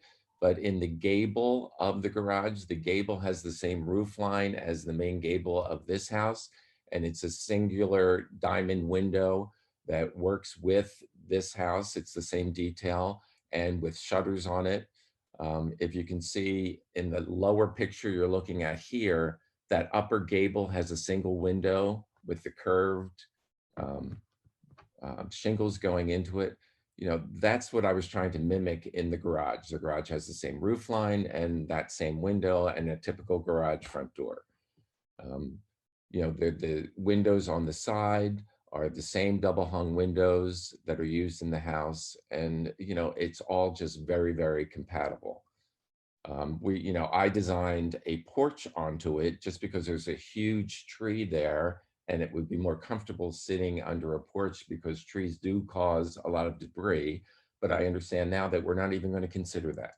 So it's really just a garage that works with this house. And it's a 1-car garage. It's not even a 2-car garage. It's a 1-car garage with a little extension on it to add extra storage for bikes. And that's basically all we're asking for. Brian and Linda, could you show us a site plan to Well, look yeah, at some of your considerations with respect to locating? yes. Right. Yes, we have, I have a landscape plan up. Let me try to use that. You haven't seen this yet. It just came in today, because we were just, talking. But the proposed garage is right here. You can see on this plan, we did take off the roof patio thing. Here's the garage. And you can see there's a cellar entrance here, which is a factor. There is also, some, I can show you the elevations of the house, and Brian, you're more able to speak to this than I am. Yeah, if you look at where the garage is right now, it's proposed. It has to be 5 feet off of the main house, which is exactly what it is. Exactly. That addition you can see there's an addition onto the original house, and that's that square that's there. That's a beautiful sunroom addition that was so perfectly designed with 10-foot windows wrapping around it. If we move this garage up, it blocks all of that. And then moving it up further, we'll have our cellar entrance there. So, I mean, this is the most logical place to put the garage.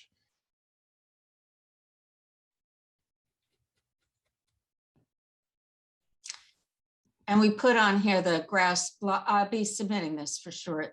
We put on the grass block driveway and the fact that new 8 to 10-foot arborvitae are going to be installed along both property lines.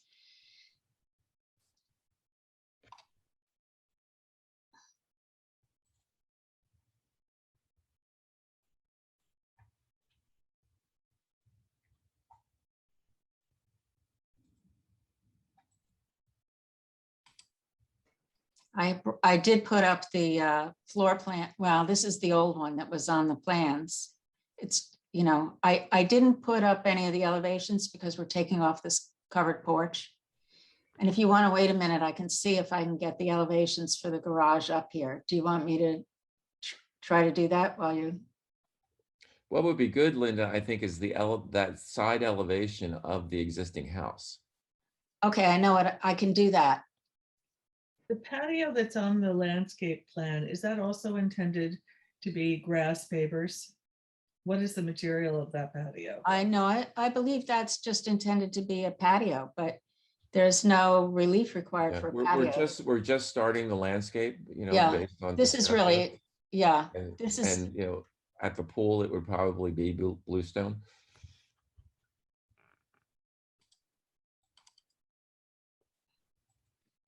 Sorry, I have to minimize this and then, sorry, I'm having trouble with the,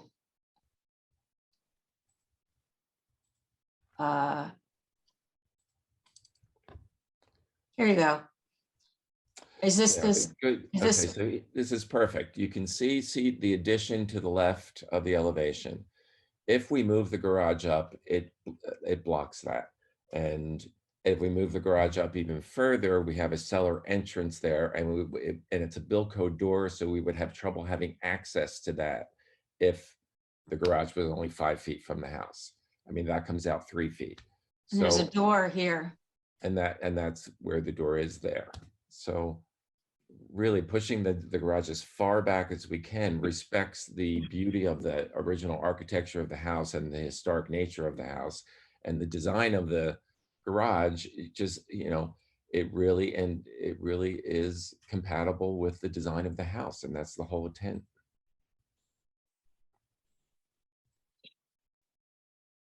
Can I ask 2 points of clarification? One is the room that you're saying that's an addition, correct? That is an addition. Yes. It's an addition. And Ms. Riley, did I understand you to say that the garage, it was approved by the ARB? Yes, Yes, it was. it was approved by the ARB in September, I believe, September 20th. I'm not, Well, I mean, just to clarify, did they approve it or did they defer decision pending our review? They deferred decision pending your review. There was no objection to it. Okay. But so it's not approved yet.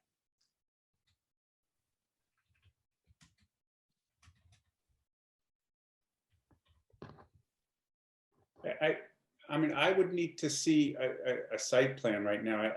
I understand the aesthetics, Brian, and I appreciate what you're saying. But our perspective has more to do with the site plan and the setbacks and alternate locations that might impact the neighbors less. Is there an alternate location? Well, Do we have a site plan that shows setbacks and yes, we have a survey that was newly done by Squires and Holden. that would be perfect. and we'll revise it. I actually asked them to revise it, but they couldn't, after Tuesday night's meeting. Wednesday, I asked them to revise it, but they couldn't get it done for today to show the elimination of the overhead thing, the roofed porch. And also, I understand you want to see now accessory structure setbacks on it, which I'm asking them to put on it, and I'll get that for you at the next meeting. Is there anything else you wanted to show on it? The survey that was submitted shows, the actual setbacks of the 10 feet, and, what the setbacks are for everything else. Do you have can you share what you have with respect to a survey currently? I certainly can, but it's not up on the screen yet. I have to step away for a second and put it up on the screen. Julia, was your concern possibly that before they added this addition to the west side of the house, they might have wanted to consider whether a garage was going to be added later? Exactly.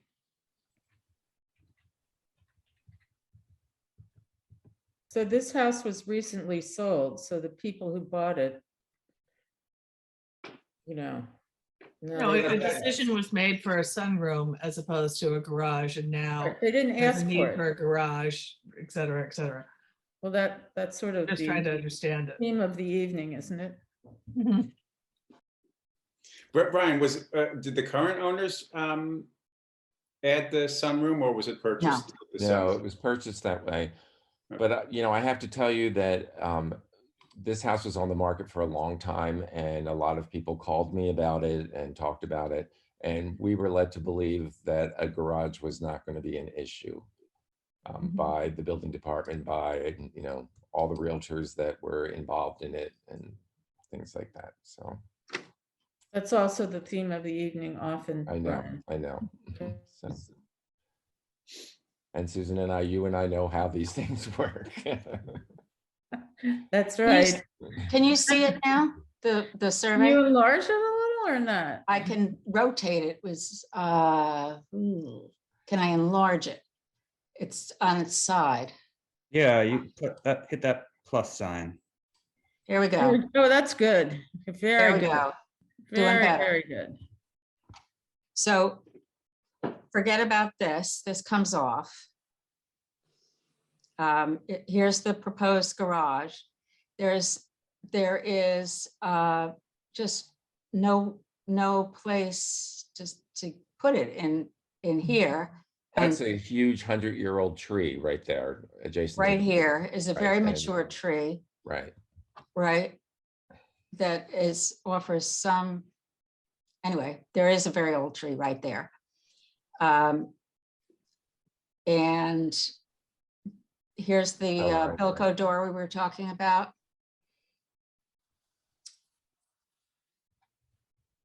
Here is the addition. So basically it's only over it only covers a portion of the addition. And what about the other side of the property here? Where? It's front Well, yard. All of it? Yeah. you're right. All of this, that- all of it's all this. front yard. Yeah, you're all right. front Sorry. yard. I was, And it's that you see how the house is set back more than it has to be really under the code. right, So but they didn't think about that. then. all of Okay. this is off the table. It looks great, though. It does, yeah.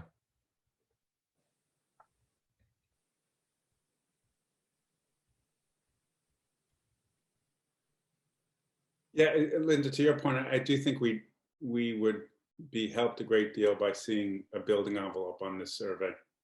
For you just want for the accessory structures, right? Or do you want the principal structures also? You want both shown? Yeah, I think both, Luke, to your point. It's most helpful to see everything. Okay. That wasn't the rule when they first did this, so we'll be happy to put them on. It looks like the proposed garage and the driveway are parallel with the southern property line, but slightly out of parallel with the house. Am I reading that correct? It Yes, does that's look that correct. way. Brian will address that. No, if I ran the garage parallel to the house, we wouldn't be able to, it would be. Yeah, you wouldn't get the 5 feet from the house and you'd be in more than 10 feet. Well, the house is beautiful. I've admired it since I was a kid. And Brian, I think your garage is beautiful as well. Thank you. You don't need compliments from me. But even losing the covered porch, isn't this already a pretty substantial structure relative to all the glazing in the sunroom? In so much as you guys talk about the location and not wanting to block the sunroom, it's still going to be a pretty substantial presence to the sunroom, no? No, not at all. It's a 1-car garage and the roof line is going, the gable is down the center line of the garage. So it's only going up 8 feet and then you have your roof. I mean, if you think about like 5 feet away from you. Right, just at that one corner, but look at your morning sun coming around and that's where it comes into the sunroom. Mm-hmm. And if I've moved this garage up any further, it blocks all that. And that's the beauty of that room, is to get as much sun as possible.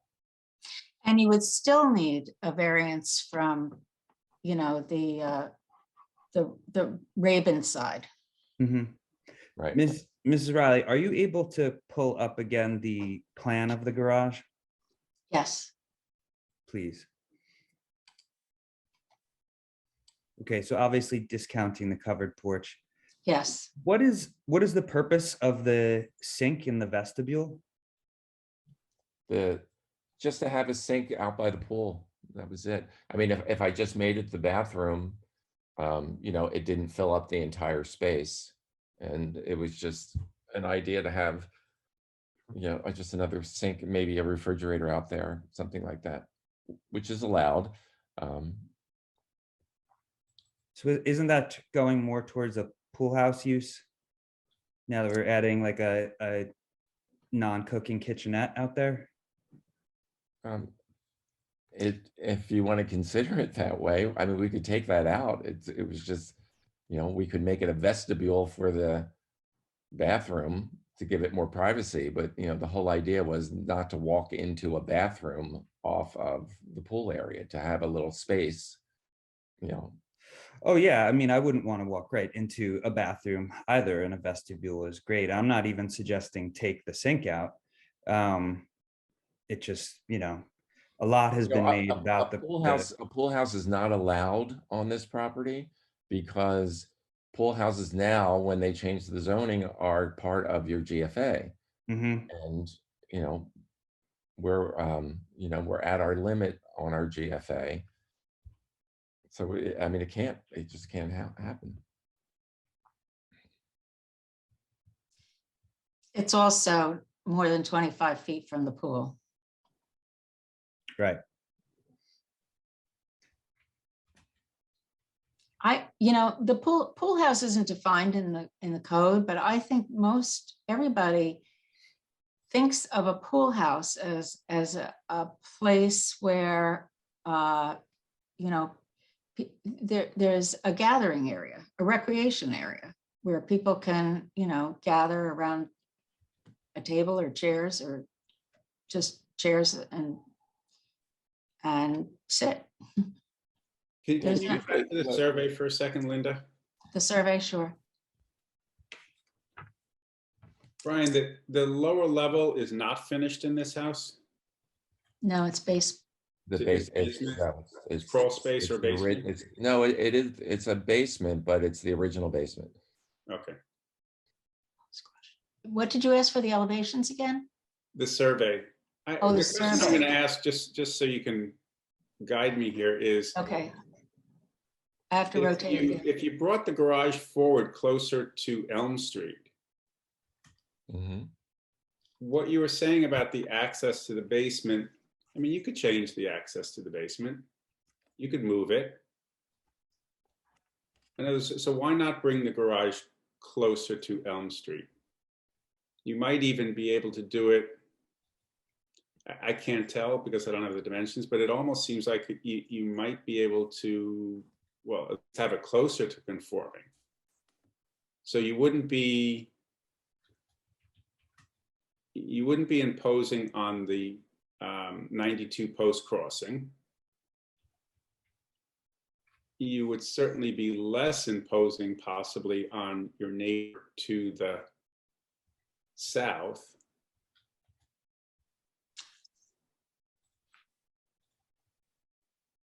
I don't. I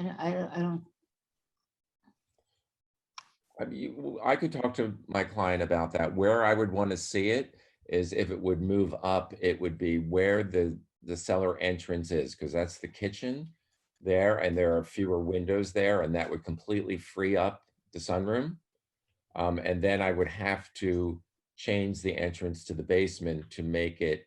Right now, that cellar entrance is a Bilco door, and it comes out, like 3.5 feet, almost 4 feet. And I could change that stair and make it a stair to the basement and not a Bilco door, to still have room to get past the garage, to be able to do that. It would be really tight.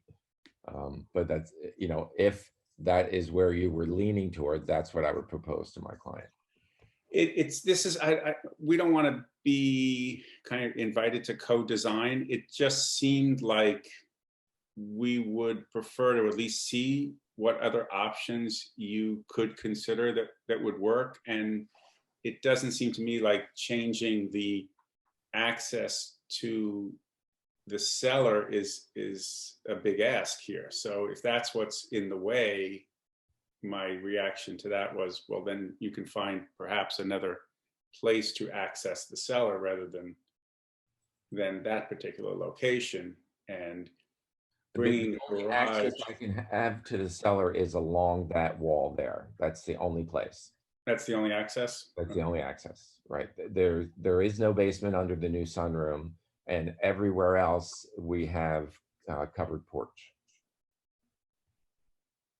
Okay, I mean, I would leave it to your, if you move the garage toward Elm Street and you could still access behind the garage, it's just another option. But you're the, yeah.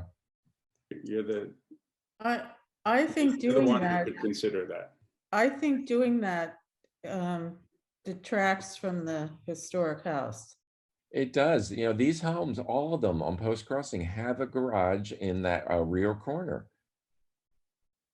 I understand the zoning, but I think putting a new thing, which they already have another new thing, it isn't friendly to the actual historic, this is really a historic house, so I don't know, I'm sure it has nothing to do with our zoning board, but I'm just putting that in because I would be disappointed.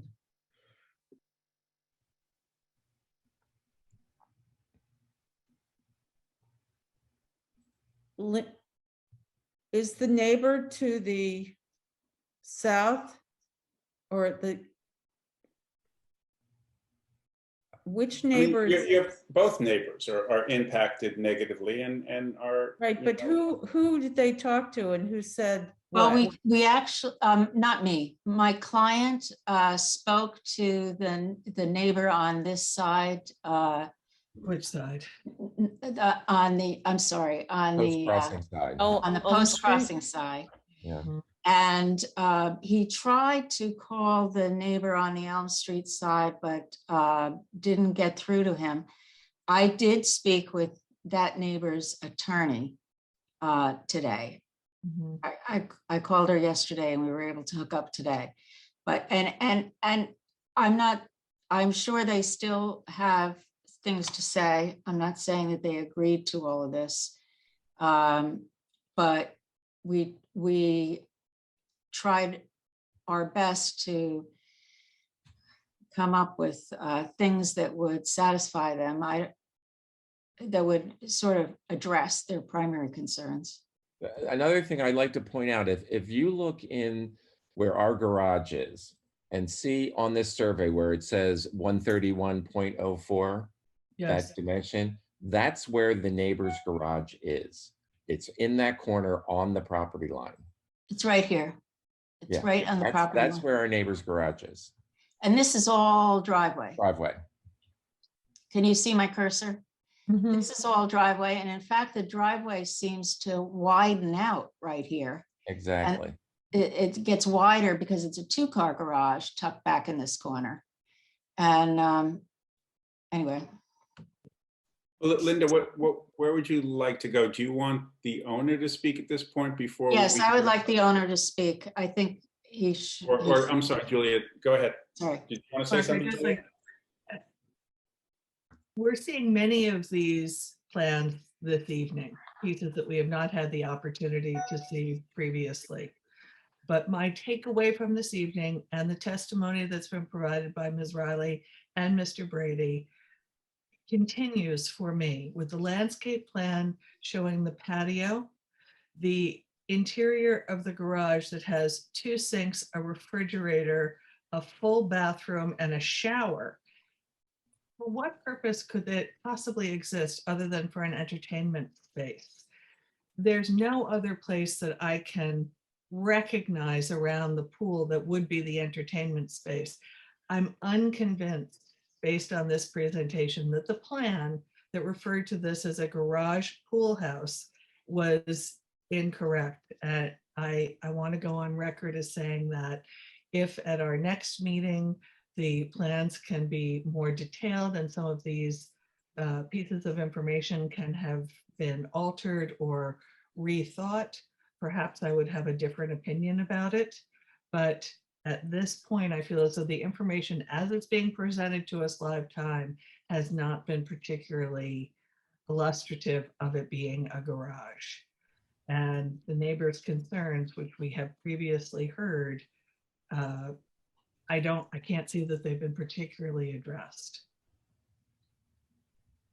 And you think it'll be addressed by, okay, moving it up? It was just. I actually did not say that. What I said I know was you didn't. that the totality of the plans that we have seen this evening, which includes the landscape plans, the site plan, the interior of the garage, and the actual presentation that have been made by you and Mr. Brady, the concerns of the neighbors that we have heard previously about what the use is of the space, I have not been, it hasn't been I'd like to see where we end up in a month after. And I'd also like to hear what the neighbors say, having seen all of this information. But I said it yesterday that I was hoping that we could, or Tuesday, that I wanted to know what we were talking about, a garage or a pool house. I've heard a lot of argument about why this is a garage, but I don't believe that it's been persuasive looking at the plan.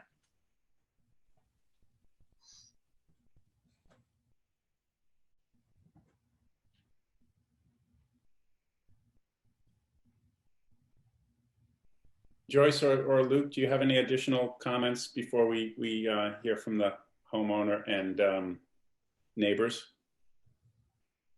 The one question I had that doesn't really seem to have been addressed, at least tonight, was the extension of this driveway back to the proposed garage slash garage.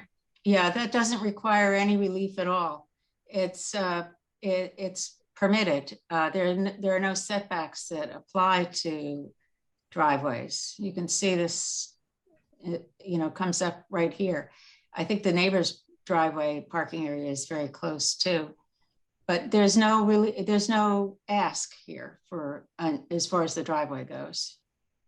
Other than a potential noise issue so close to the property line. Well, that was raised. But that's being abated by grass pavers, is that correct? It's being abated by grass pavers, and it's only a one-car garage. I mean, it's not as if there are going to be multiple cars in and out of here. I mean, but it is what it is. I mean, if a garage needs a driveway, and so.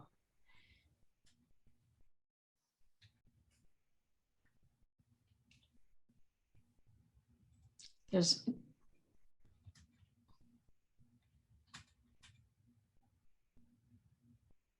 Luke, do you have any other questions or comments before we hear from the homeowner and neighbors? No, not right now. Thank you. Okay, Linda, up to you if you want to introduce the homeowner or how you want to proceed. Yeah, I think he should be out there. Does he have his hand raised? Are the Seagulls the owners? Yes. Okay, yes, their hand is up. Okay, they are coming in.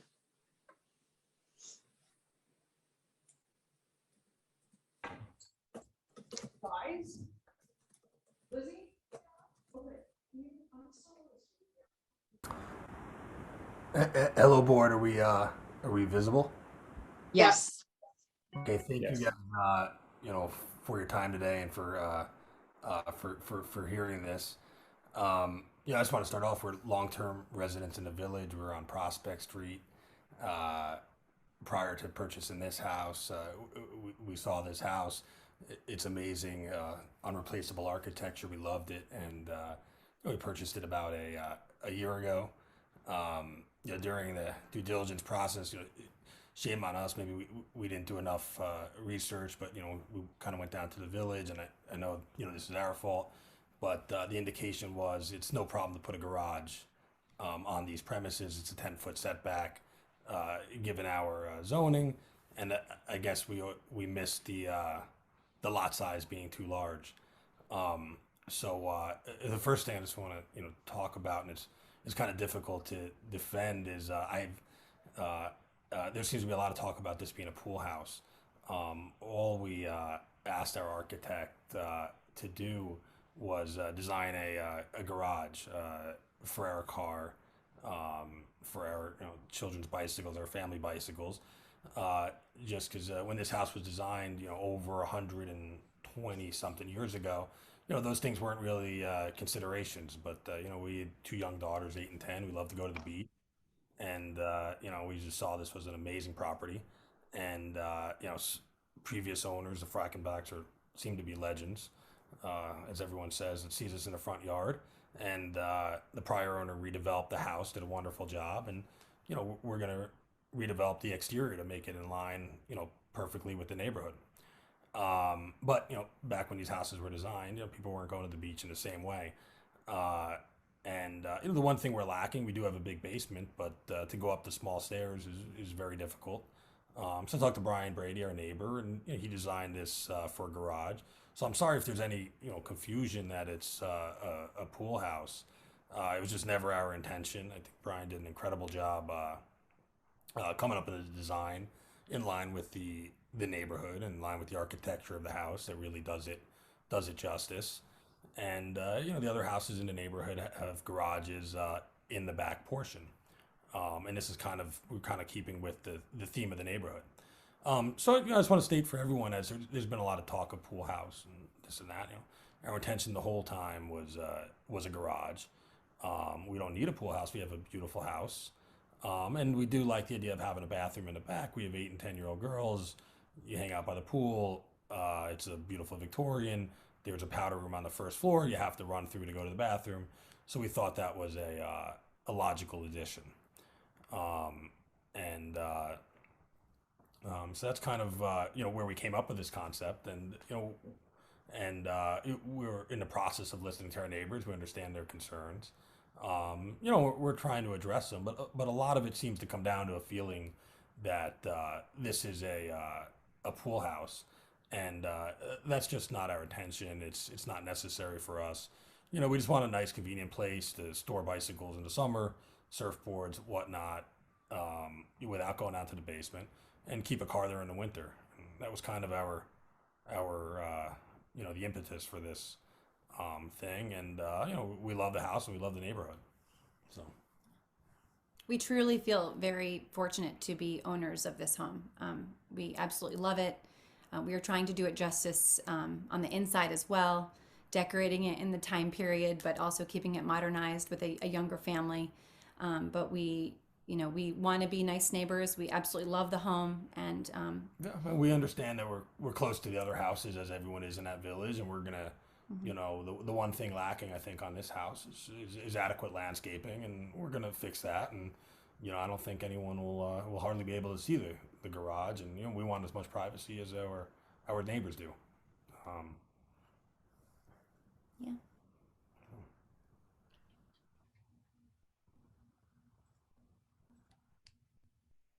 You guys have any questions for us? No, I don't think we have questions for you. We appreciate your attending. I think the questions we have, have so far been suggested, and Linda will prepare a survey with the accessory and primary structure setbacks.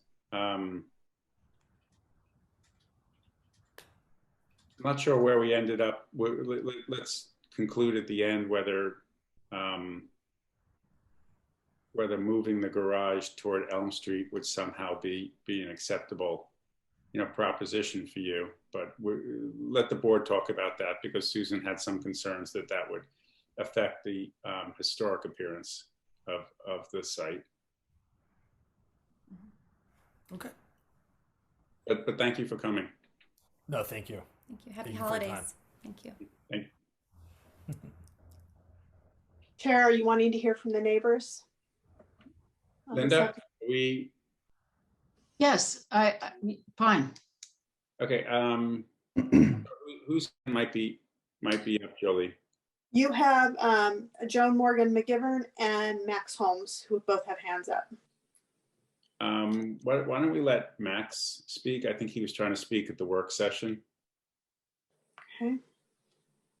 Max Holmes is coming in as a panelist.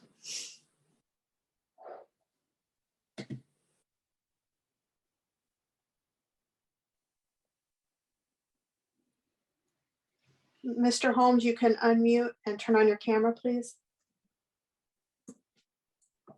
Good evening, everyone. Thank you for your time. And I think it's going to be important to hear the next person also. So I'll try and be somewhat short. But I do, unfortunately, I have a lot to say, and it would also be helpful at the end if there's some way I could show my screen, because I do have 3 things I want to show the board. I have a lot of things I disagree with Attorney Riley about, but there were a couple of things she said just now that I do agree with. I think it's true that pool house is undefined in the code. She also said that last time. But she said the essence of a pool house is a gathering space.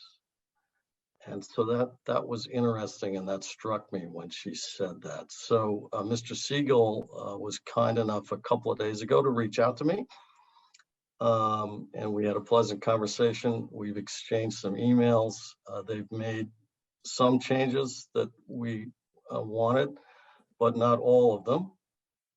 But the number one change we started with was no patio, because of course a patio is a gathering space, and that's where the noise and the music and so forth would come and affect our property and also the property next door, and also people walking by, right? So the covered patio appears to have disappeared, but seems to have been replaced by maybe a potentially larger new patio. The brand new plans still show a patio. So that's why I believe this is to be a dual use structure. You got my letter. Hopefully all the members of the board got my letter from yesterday. I believe this to be a dual use structure. And the question is, can the homeowner simply declare what the principal use is and ignore the other uses in the rest of the code or not, right? That's a legal question that you all are going to have to decide. I want to run through quickly a bunch of smaller items before I get back to the dual use question. It was said a couple of times that the ARB has approved this or looked at it or liked it or whatever. I just want to point out for the record, we never got a notice of that ARB meeting. So I can assure everyone we would have objected at the ARB meeting had we known about it. It was said several times that the brokers said, and the town might have said a garage was not an issue. And I would just say, again, nobody asked us whether a garage was or was not an issue. It was said there's no place to store surfboards and boogie boards, but of course there's a large basement here, right? We don't have a bathroom on the first floor, right? So we have 5 kids, we have 5 grandkids. We would love to have a big bathroom on the first floor. We do have an outdoor shower, and that might be a good thing for people. The 10-foot arborvitaes are nice, but it's a 16-foot structure, right? So that's nice to have, but it's not really going to block the view. There's a lot of discussion about garages. We have a garage. It's from the 1920s, but it's not 16 feet tall. It's a squat. It's maybe 10, 12 feet tall. It is tucked in the corner. Not all the houses in the neighborhood have the garage, but ours is a historic garage that predates all the people on this call. It's not a brand new one. I was listening to Brian Brady and I almost had a tear in my eye. He was so rhapsodic about the sun and the sunroom, and maybe moving the garage would change the colors in the sunroom. And then I thought to myself, wait a second, this 16-foot structure is going to change the view from half of our house, from the second floor, from the first floor. What, Mr. Brady, what about the change in the view from our house? You forgot to mention that. I guess you're not representing us, but I bring that up, right? This is a big issue, and I know it's a big issue for the neighbor, right? So I'm sorry if the garage might change somehow the light into the sun, the beautiful sunroom, but we have a pretty nice house too, and we don't really want our view changed by a big looming building. A refrigerator was mentioned today. There's been a lot of discussion about this, but today was the first day that a refrigerator was ever mentioned. And of course, a refrigerator is consistent with a pool house and not really with a garage. So with that, I'd really like to focus on this dual use question. And I'd also like to focus on the question that Attorney Riley brought up, which is, am I making speculative conjectures? That was an interesting legal question. Am I making speculative conjectures? So I want to share my screen here, if I may. And this will be quick. Attorney Riley didn't show you this, but I'll show you this. Mr. Siegel was kind enough to send it to me. It's also in the town hall records. It should be in your file, right? But this is what it was supposed to look like. And I would say a picture tells 1,000 words. This looks much more like a pool house than it does a garage, right? So this is reason number one that I am not making a speculative conjecture. By the way, we can't see it. you can't see it, so I'm screen sharing.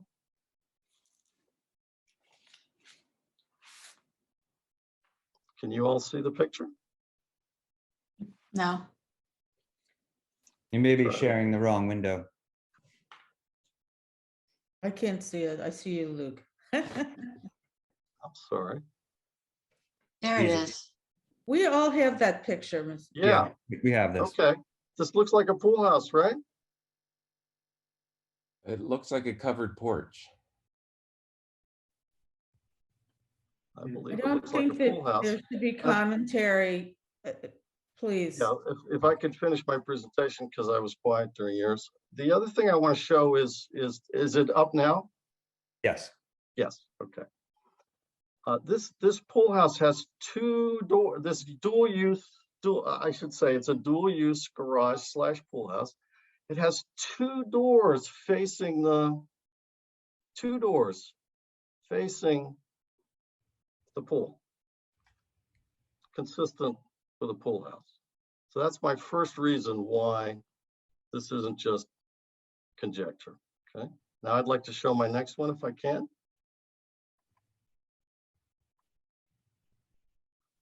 Can you all see the site plan? Not yet. No. Now? Yes, the top half. Yeah. Okay, I'm going to scroll down. I'm going to make it larger. Isn't this the site plan we saw before? Yeah. It is. It is. It is. This is the site plan. Again, I just want to bring this to everybody's attention, right? This is on the speculative conjecture point, right in the middle there, right at the bottom, proposed garage / pool house. How did the words pool house appear on this document if it was never ever contemplated that this might be a pool house? I have no idea, but I'm not making a speculative conjecture because this isn't my document. It's the applicant's document. Proposed garage / pool house. It's not a speculative conjecture. And now I'm going to show my third one.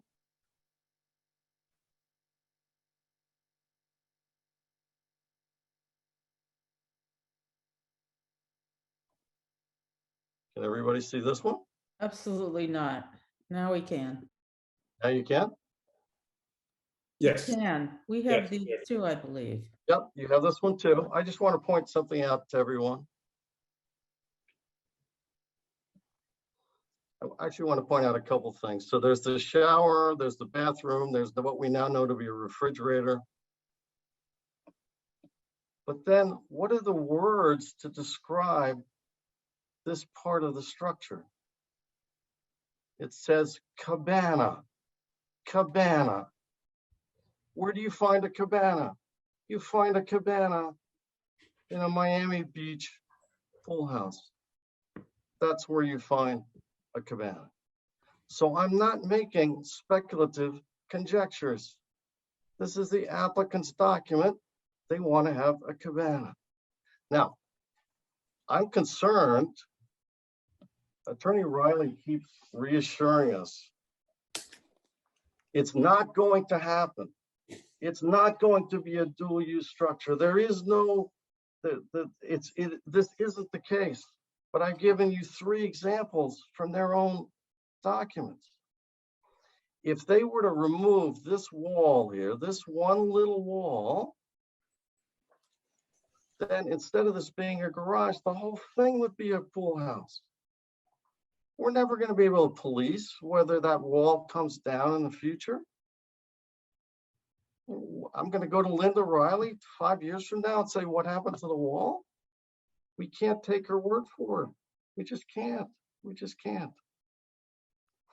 This is a dual use structure. It needs to conform to all the rules of a garage and all the rules of a pool house. And if it can't do that, then it has to change its nature or get all of the necessary variants, which aren't even being requested here.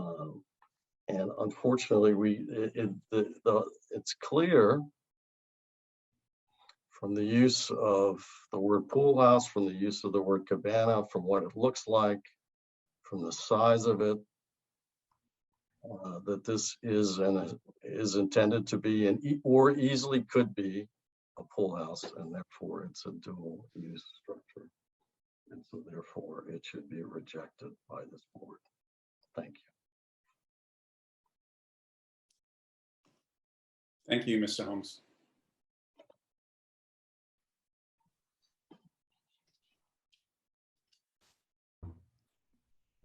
Brian, I do have a question on GFA. Is the house currently exceeding GFA?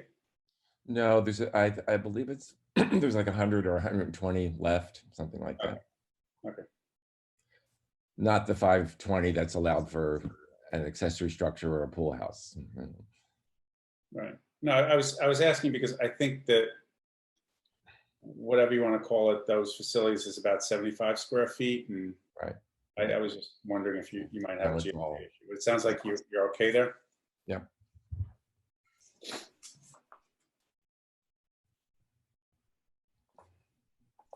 Jolie, does Joan? Yeah. Her hand is up, and also there's another hand that went up. Susan Hovidson's hand went up as well. Let me bring in Ms. McGivern.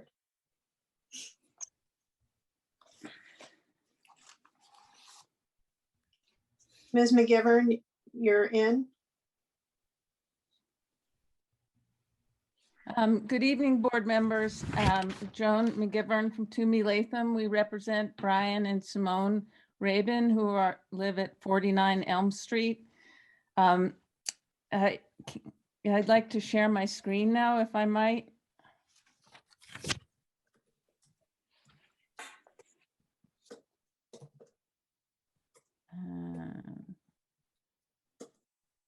Hang on one second. So sorry.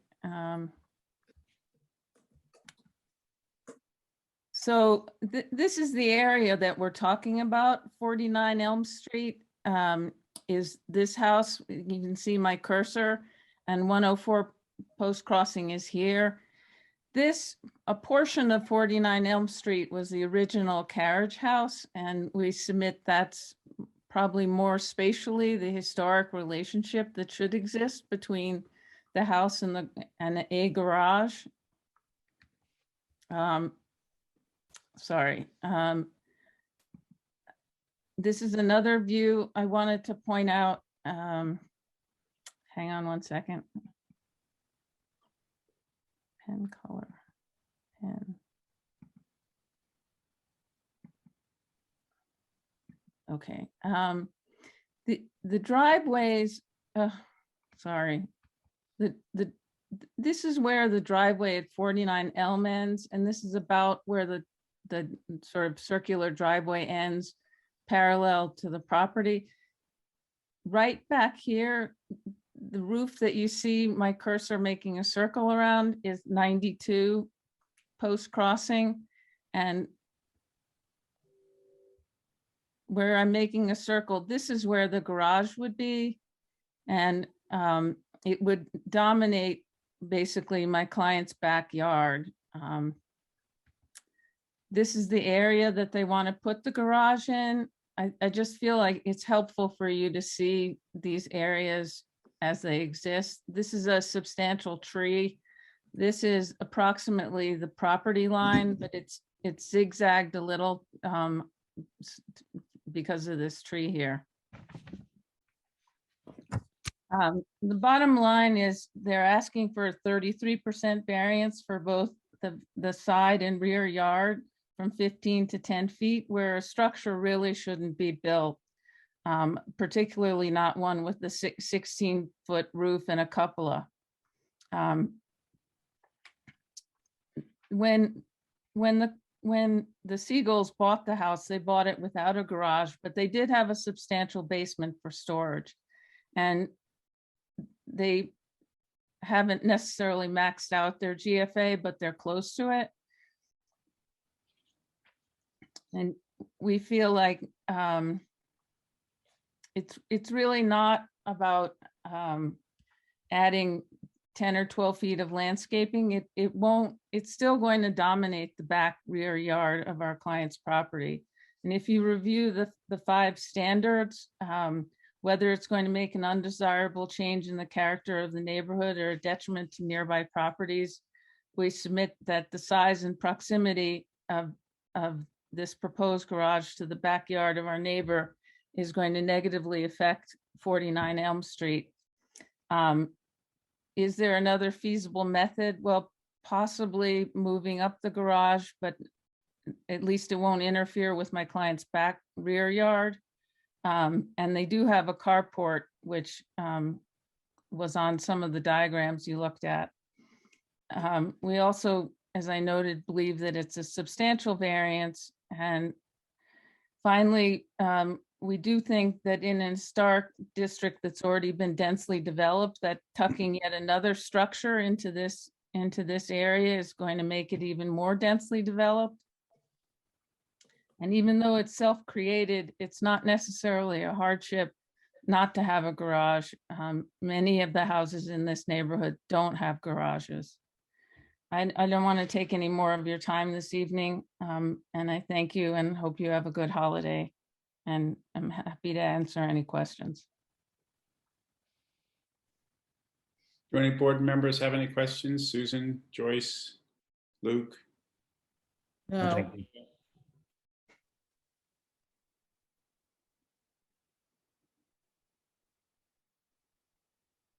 Okay, we're good. Thank you. Okay, I will stop sharing my screen and have a good holiday. Have a good holiday.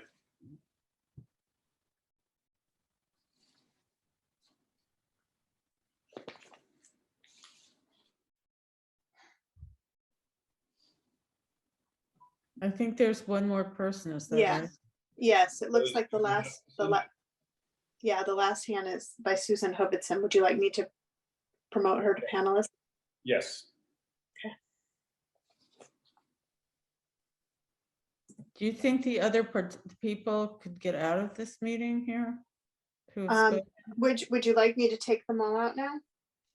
I think it prevents cross-talking, that the person. All right, so should I keep in Ms. Riley and Mr. Brady and take everyone else out, or who should come out? No, well, everybody should really come out at this point. We can always have them come back in, but yes, I do think it's a good idea for it only to be Susan. Okay, so I'll go through and do that. Susan, you are in.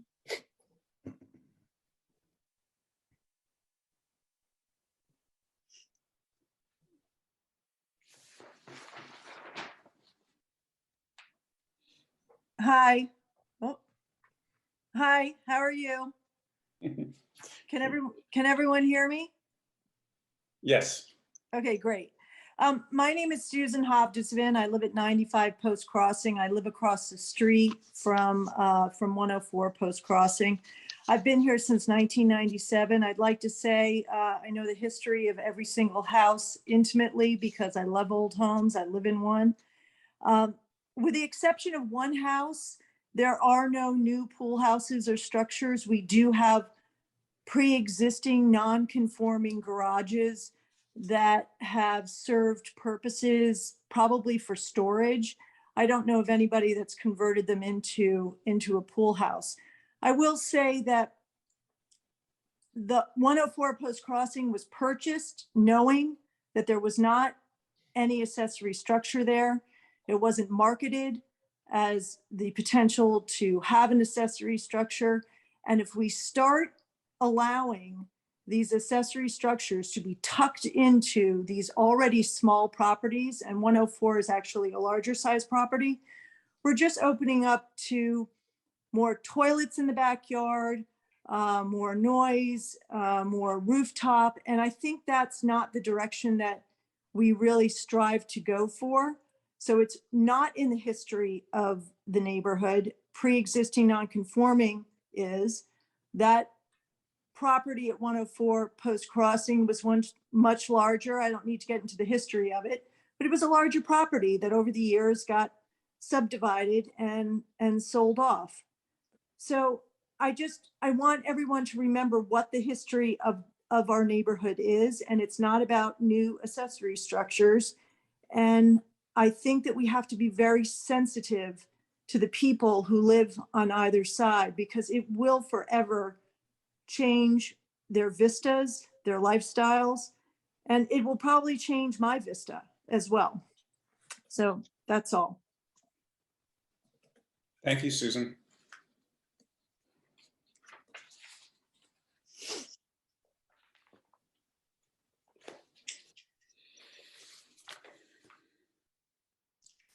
Jolie, is there anybody else in the pool? I don't see any other hands up. No. Okay, so I open it to the board members. Where do you want to leave this for the time being? Julia, where do you want to leave it? Mark, I think Julia's I think not I just feeling want to well. adjourn for this evening and see where this comes out next month. I'm not ready to close for decision. There was a lot of information handed to us tonight. Is it everybody's understanding, and Linda, maybe you can clarify that, are you removing the overhang? Yes. Okay, so we may just, it may be helpful to have a drawing without the overhang, but. Yes, I'll provide that. Joyce, what's your sense at this point? I mean, we can adjourn for all purposes. Yeah, I think so. I mean, I think we need to see a revised plan. And also there was some discussion, but Brian Brady mentioned or offered to remove the sink in that vestibule. Is that happening or not? Or We'll talk about it. We'll talk about it. And if we have more than 2 days or 2 weeks between meetings, I'll get plans in advance submitted. Thank you. Luke, are you okay? We'll just adjourn it for all purposes.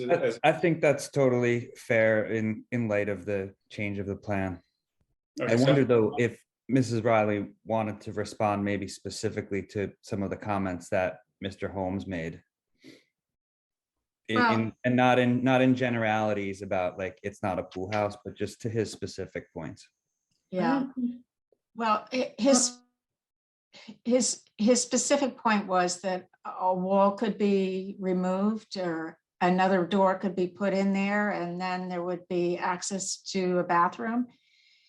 But I don't think there are bathrooms in garages. You don't see them because they don't need variances. I mean, the building department regularly allows people to have a bathroom in a garage. So I guess I was more referring to the Oh. document that shows it listed as a. That document is the survey. I've already asked Squires to take that off and they're happy to. They were, they thought it might be we told them it was a garage. They took it upon themselves to put garage pool house. And I don't think it is. I'm going to ask them to change that. So it's not part of what the final application is. I've already asked. In my experience, that would reflect an error by a couple different professional offices at different points along What do the you mean? way. A site plan isn't submitted to a surveyor without being labeled. A survey isn't run off and sealed without an architect's review. Surveyors, in my experience, are very careful about what they label things as. I will let. Mr. Yeah. Holmes's point, it's not only the surveyor's drawing, but also the architectural floor plan that refers to the bathroom as a cabana bath. I think that's troubling to all of us. I would have to have Brian speak to that if the way I got it, it was told to me that it was a garage. We submitted the application once and it had to be revised to include, it's a long story. It doesn't, but it was never, have time. the client did not ask for a pool house. The client asked for a garage. And what the client wants is a garage, and there's not going to be anything in the final record that mentions a pool house. They wanted, yes, a bathroom, which they thought was okay to have in a garage. I myself asked the building inspector about whether or not a bathroom was allowed in a garage, and they said, sure, there's nothing prohibiting it. So, I don't think it's a question of, I don't think it's a question of anything except Squires, maybe because they saw the bathroom, saying, it's a garage / pool house. I don't really know. But it's going to be used. Yes, people will use the bathroom as a bathroom and the garage as a garage. That is part of the intent. But I guess I don't even know what you mean, what you mean when you say pool house. We're going to use the garage for storage of motor vehicles. It's not going to have a billiards table. It's not going to have a TV. It's not going to have, and the bathroom isn't going to have any kind of noise implications. I mean, it's just a bathroom. It's 5.5 feet wide. So I am having trouble understanding how this is going to be some big, huge camel with his nose under the tent, if indeed it's used as a garage, which is a defined use. It's for the storage of motor vehicles and other conveyances, which is what they propose, and what it will be. And if it's, if he changes it into something it's not supposed to be, there'll be ramifications, I'm sure, from the code inspectors. But you can't base your determination on somebody changing it into a noisy gathering place. And no, we won't, Linda. We understand. Okay, So that's my response. No, so I'll make a motion to adjourn case number 3117, 104 Post Crossing for all purposes. Can I have a second? Second. And then all in favor? Aye. Aye. Julian, Luke, Joyce, everybody's an aye. Okay, so let's adjourn it for all purposes, and we'll move on to the next case, case number 3123, 17 Toilsome Place.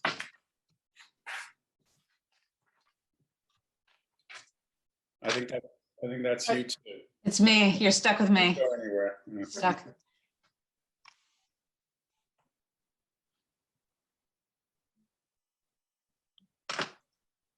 Shall I start? Yes. Oh, okay. I do have, I do want to share this on my screen. This is a copy of the survey. I was asked at the last, at the work session, to put on the distance between the existing garage. Here's where the garage is. The distance from the proposed pool to the garage is 7.1 feet. And similarly, I was asked to put on the distance from the edge of the screen porch to the proposed pool, which is 5.4 feet. The setback from the street is shown here. It's 32.9 feet, which is exactly the same thing as the house is set back at 32.9 feet. There is no impact on a neighbor. This complies with zoning back here. In fact, Linda, can you share the yeah. screen? We're not seeing what. Oh, you you're might not be- seeing it? No. Oh, I'm sorry. not seeing it. Joyce, are you seeing it? No.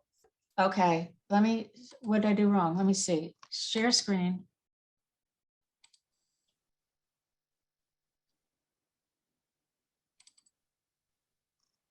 You're seeing it now? Yes. Yes, can you make it bigger? Uh, Well, never mind, I have the same thing you're talking about. Except did Okay. they change how the pool looks? No. They didn't change how the pool is. There, I mean, there's no reason to change it in the back.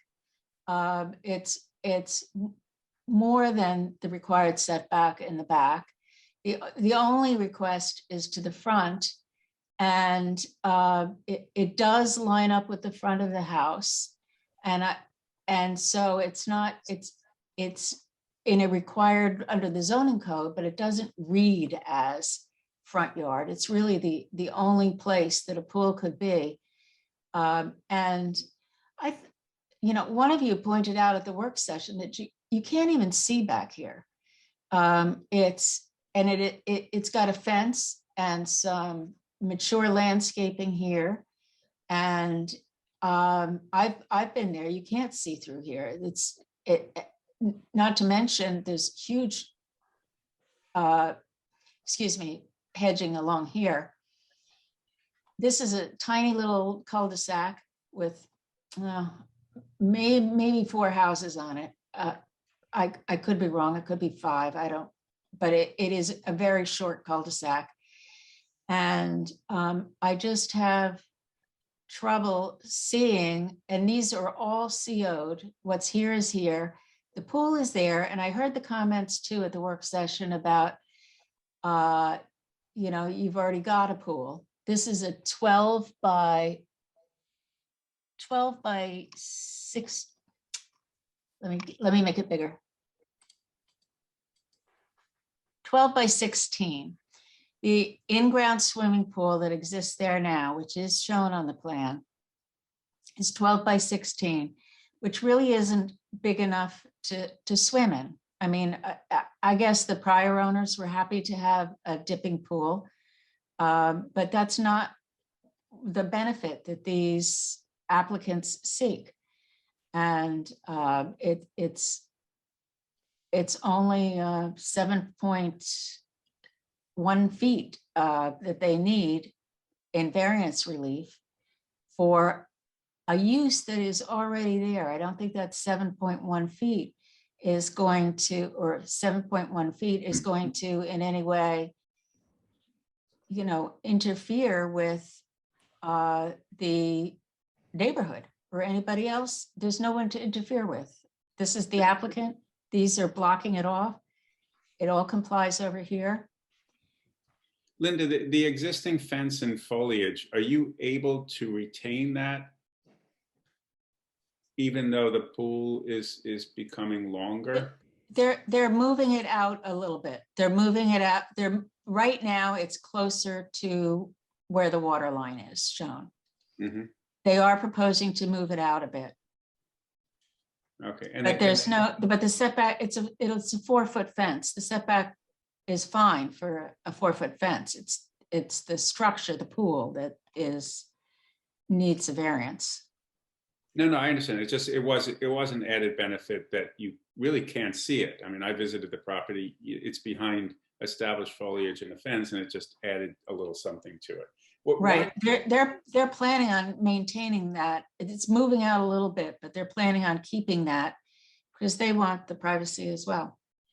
Why not use the 20-foot setback on, to the, Well, the answer is the sanitary lines. That the sanitary lines have to have, there's a sanitary line to the pool house here. And there has to be a certain amount of separation between those two. And there has to be 5 feet between the pool and this line. We could look into sort of relocating the sanitary lines. I don't know. That's something an engineer and I can't opine on that. I know why it was put here from talking to the surveyor and others, but I don't know how that enough distance helps anyone. between those sanitary lines in the pool? No, pardon me? There's no sanitary, yeah, what? Oh, those are sanitary lines. This is a sanitary line and this is a sanitary line. So do you know what the setback is from the sanitary lines from the pool? Yeah, apparently it's, well, I don't know exactly, no. I could scale it off. I think it's required to be 5 feet. Yeah, I didn't. Luke, do you know? I don't know. Is Brian still here? Because he's, okay, no. I think it's required to be 5 feet. I can get the regulations on that, but what I was told by the surveyor was there was a separation requirement from the health department for sanitary lines and structures. Oh, no, Now, I know they the separation distance.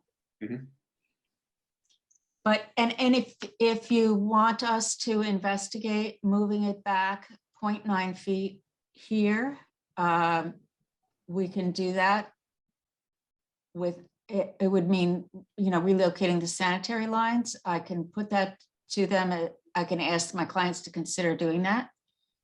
Not an issue.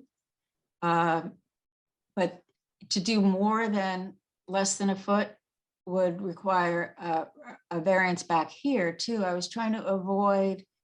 No, I was only talking about the 0.9, and if there's a valid reason for not moving it back 0.9, I mean, I don't have a problem with this. I really don't. It's a 12-foot width that encroaches on a front yard on toilsome place. So, I mean, in general, we can tweak it a little bit possibly, but I mean, let's listen to what other board members may say, but I thought it was a relatively impact change to the property and to the neighborhood. Did you say low impact? Mark? Yes.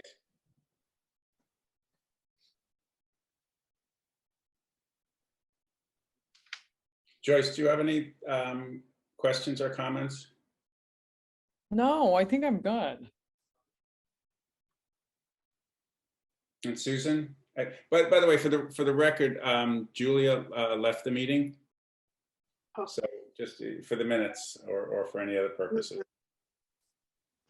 But Susan, do you have any questions or comments? No.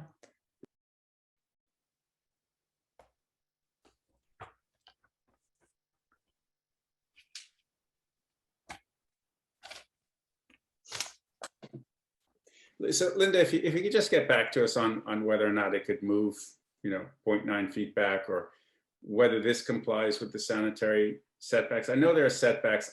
I frankly, I mean, just these looked a little close. So I wanted to make sure. Oh, you think they're too close? This is not my expertise. They do look close, I think just no. And if it's okay with your your client, we can adjourn it for all purposes and, you know, we'll move this right along, but it would be nice to clear up the record. Okay, I will, yeah, I'll do that. So I'm just looking at this. Sanitary triangulation dimensions, I have no idea, is to the left on this Right, plan. Do you see that? yes. Does that mean anything to any of us? Well, Well, that's where that's where they're moving this. Yeah, I get it. But it just, I thought maybe that would straighten it out, but I don't know all the abbreviations. I thought Riley, would sanitary, you mind zooming in on that a little bit more? I'm happy to. Thank you. Whoops. Let me just. no, it went. Wait a wouldn't minute, do it. yeah, I'm just trying to find the, how do I zoom in? Usually if you just slide your cursor to the bottom, a Mhm. little dialogue, little plus and minus should pop up. Yeah, usually Should. it should, and I did it before up here. Whoops, up here There it you is. go. Now. It says relocate 4-inch CO number 2 to attain 5-foot minimum separation of waste lines from proposed swimming pool.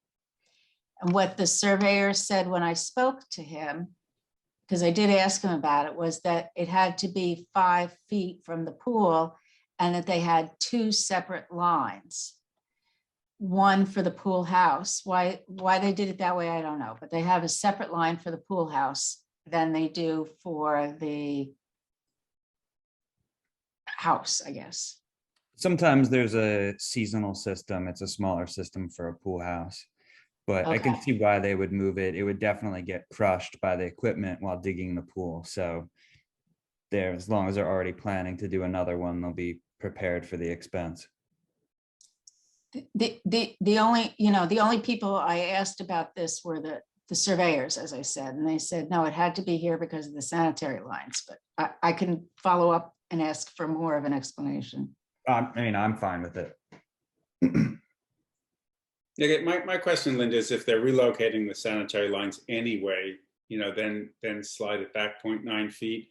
If they're somehow able to use existing sanitary lines, I'm not trying to impose more expense to the homeowner to accomplish the 0.9 feet. So just let us know what's happening with the sanitary lines. I'll get more information. Yes.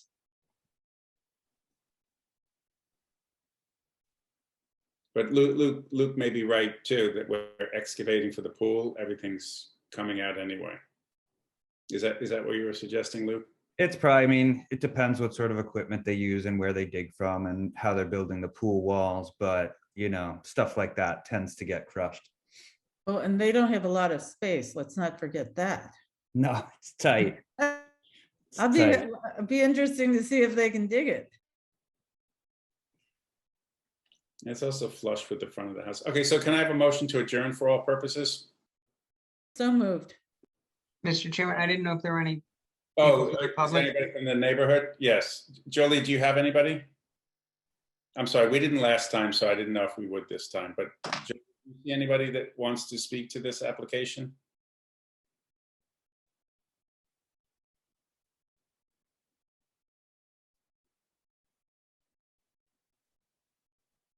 Jolie? Sorry, there's no one in the attendee pool with their hand up. Okay, so then all in favor of adjourning case number 312317 Toilsome Place? Susan? Aye. Luke? Aye. And Joyce? Aye.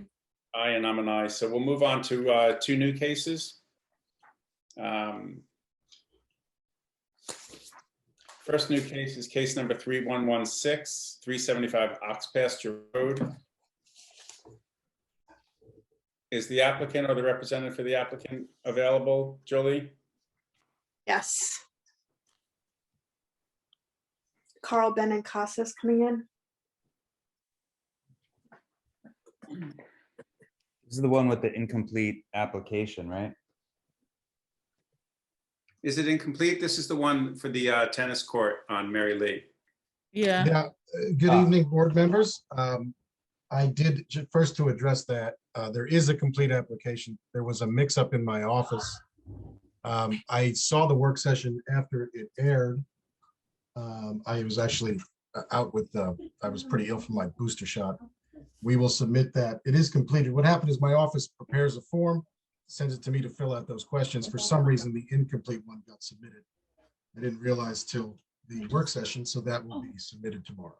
I do apologize. Didn't we also, excuse me, didn't we also ask you for a better, the survey You that asked- shows the lines from both sides? You did ask for the, that's already been requested to the surveyor, and I'll submit, supplement Thank with you. that as well, with the full setbacks, yes. So turning to the substance of the application, first of all, Carl Benacasa for the applicant. The application is on 375 Ox Pasture Road, which is between Captain's Neck and on Ox Pasture between Captain's Neck and Halsey Neck. It's in the R120 zoning district, and it's burdened with 2 front yards. It's buttressed by on the northern boundary line by Mary Lee, and on the southern by Ox Pasture. It is an undersized lot. It's just over 80,000 square feet when obviously 120,000 is required. We're requesting relief in one respect, and I'll share my screen so we can see it. Can everyone see it?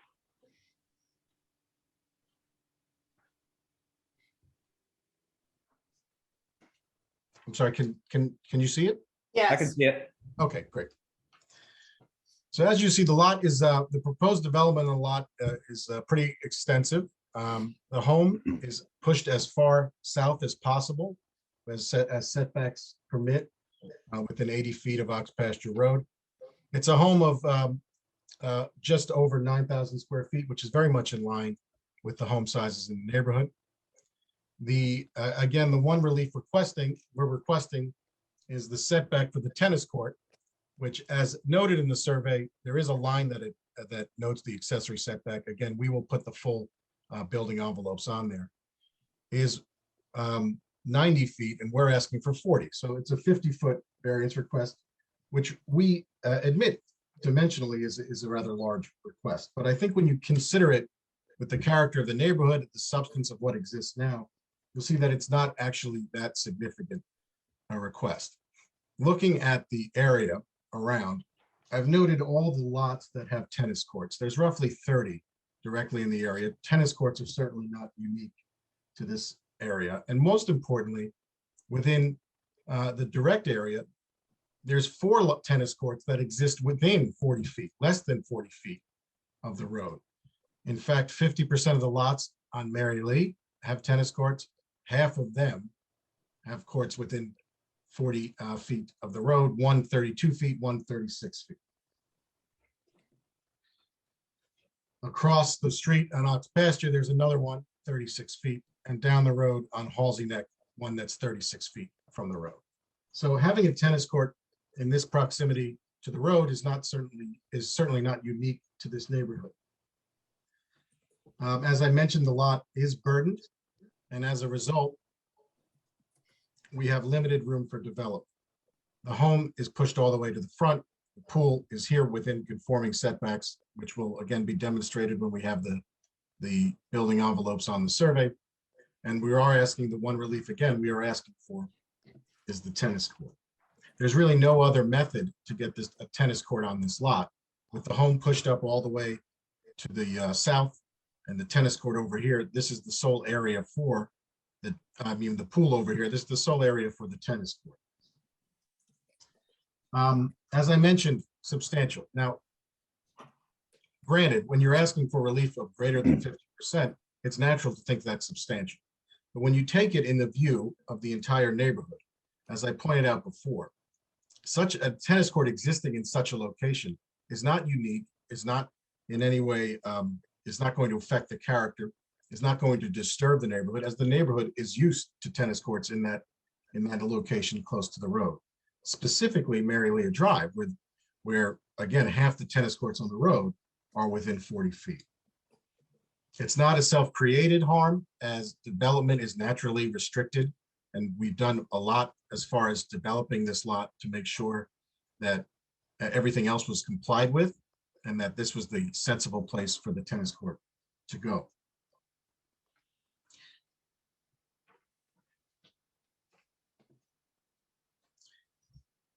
So, I mean, that's basically the crux of the application. I have done a variant search on some of these lots. I'm waiting for one FOIL request to come back, so I'm supplementing. I hope to supplement that with the variance that shows that relief was granted similarly to this. These two lots existed prior to zoning, so admittedly they are pre-existing non-conformities. Are there any questions from the board? Well, my question would have been about the pre-existing non-conforming. Also, if you put the tennis court closer to the house and the pool farther away, would it fit on your lot much better? I mean, without the variances? You don't, I know you wouldn't want to do that, but you wouldn't be asking for half for 40 feet, right? If we move, are you saying if we move the court closer to the home? Yeah, you switch the pool with the tennis court, for instance. There was concern about having a playing court too close to the lot, but I'll certainly raise that with my client. What are the rules? That's why I want to see these setback, I don't know what the rules are for how close the tennis court can be to the house. I just don't. Sorry. Yeah, understandable. No, we will certainly. But it seems to me, I mean, just in terms of, if you look at three masses on this lot, the thing that you want, if you moved it where the pool was, and then put the pool over where the tennis court is, it might be more favorable. I'm not saying it is, I'm just asking. I appreciate that comment. I'll certainly raise it with my client. But let me just understand, the two closest tennis courts to this property are pre-existing non-conforming and on that, okay. And the two with the one to the south, is this the south? To the south and one to the east, the two X's, yeah. Do you know? These two are pre-existing non-conforming. Yes, how about this one, the other two? I'm waiting on the response to a FOIL request for those variances, if there are variances. Okay, well, I'd But like I'll to. certainly supplement within I would like to keep this open to address your comments. If you do feel like closing, I can supplement during the written comment. No, we're going to keep it open. It would be helpful to know which of these tennis courts were installed via a variance decision. Certainly, yeah, that request's already in, so we should have that short. Has the architectural review board weighed in on the house yet? No, they have not. We haven't gone to the ARB yet. I don't think they're gonna like it very much. Okay. What are the side yard setbacks for a primary structure here? In the R120? Mm-hmm.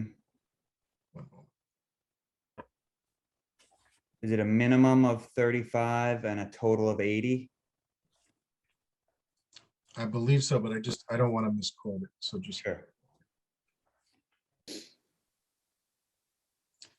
So in a lot of this size, which is 80,000 or more, the minimum for principal side yard is 35. The total is 80. That's correct. So if you drive up Mary Lee, you can see that all the four houses on the south side, really turn their backs to Mary Lee and really are all about ox pasture.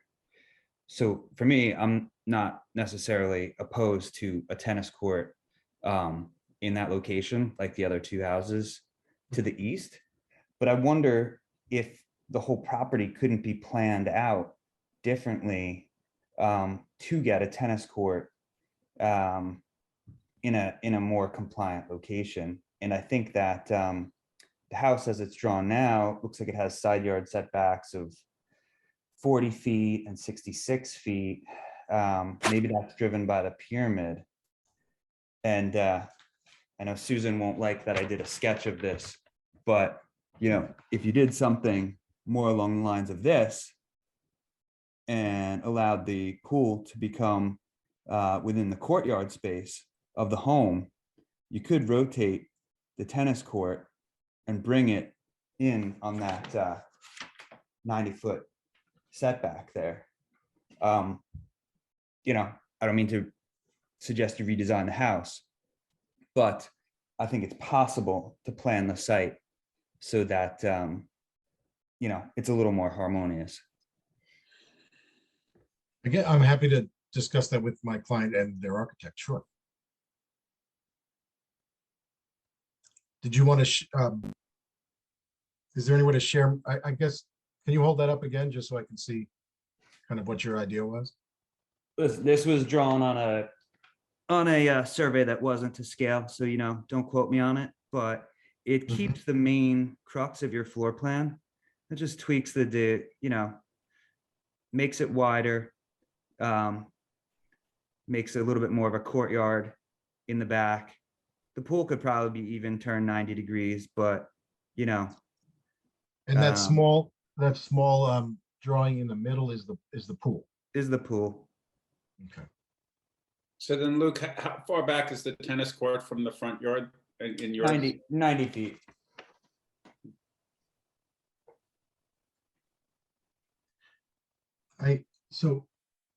The tennis court is it's a modest sized tennis court, 51 feet in width. So if we're 90 feet from the Mary Lee and plus another 54, we're about 100 or 51, we're 141 feet into the property,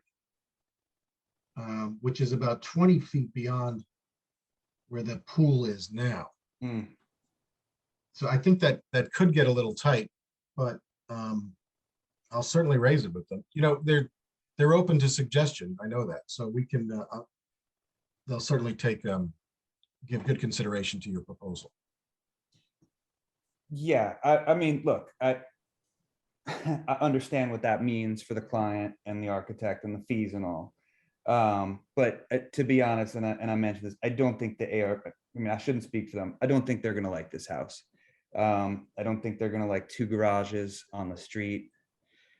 I don't think they're going to like the roof pitches, but that's for them to decide. But so this is, you're working with a clean slate. We're not working with the existing house. It's basically vacant. That's correct, Chairman. The home's going to be demolished. The existing home will be demolished completely. And as for the style of the home, whether the ARB is going to certainly weigh in on that. I don't know how much the footprint would change, but I'm sure stylistically, obviously they'll have to conform to their preference, the board's preference. Is it approved for demolition? Do we have a demo permit in place? Or what's the step before that, the certificate that allows the demolition? Oh, yeah, no, that is not taking place. We're here first. Just asking, do you know how old the existing house might be? It's not historic. It can be knocked down. It's not in the historic district, and no, it's not a historic house. It's way far back on the property where the tennis court is, where their tennis court is, basically. The whole front yard is a big wasted space. Now, just remember, they just changed the guidelines, didn't they, on what they're approving for demolition? So that's what. Yeah, but I don't think. You don't think? I don't think it counts, but Okay, I didn't. It's not I was just curious. It's possible, but unlikely, I would say. Joyce, do you have any questions or comments? No, I think I'm good. Thank you. Okay, so why don't we have a motion to adjourn? Chairman, there is a hand up in the attendee pool to speak to this. Thank you. Who is that? It's Neil Cohen. Sure, sorry.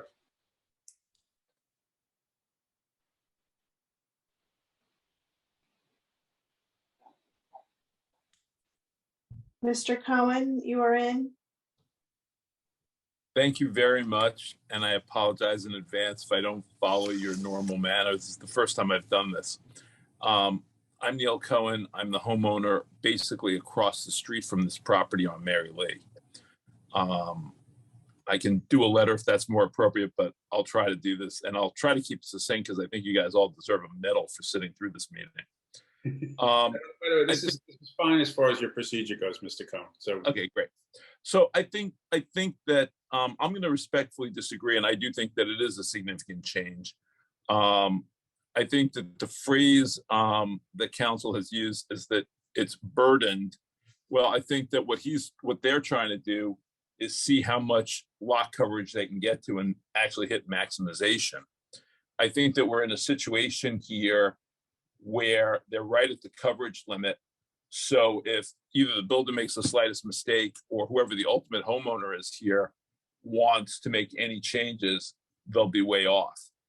I'll call to your attention, and I think you've already seen that they pushed the tennis court in the direction of my house rather than in the direction of the house that they're building. I think that's a conscious decision on their part to maximize their benefit at the detriment of mine. I appreciate the fact that you all have discussed in prior homes on this discussion tonight that bad precedents, be they pre or post board requirements, are bad things. So I think that the two other houses on Mary Lee that have moved their tennis courts there are just bad precedent for no matter how you look at it, and they should have to live within the appropriate zone. As I look at this, I think they are looking for a very significant variance. It's more than half. I'll point out that the variance requested actually brings it as a 55-foot variance. So that would bring it 35 feet from the side, not the 40 feet that's actually in the agenda. And I don't know which prevails. There was sorry to interrupt. I just want to clarify. The original application was for 35. That was amended. So the request is 40. Okay. And I agree. We couldn't make the picture put up tonight was much better than the ones that we received.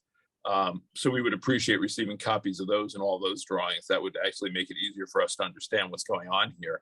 But basically, we appreciate the work of this board and the comments of this board trying to make suggestions to make the house what I'll call more reasonable and not push the edge of the envelope.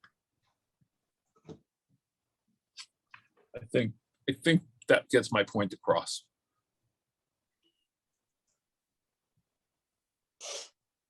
thank you.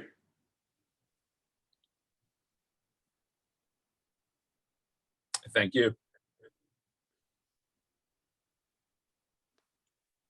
So now can we close?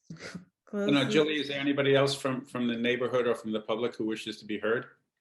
I don't see any other hands, no. So yes, do you want to make a motion, Susan? Motion to close the application for Adjourn. We're not going to close it. We'll adjourn for all purposes.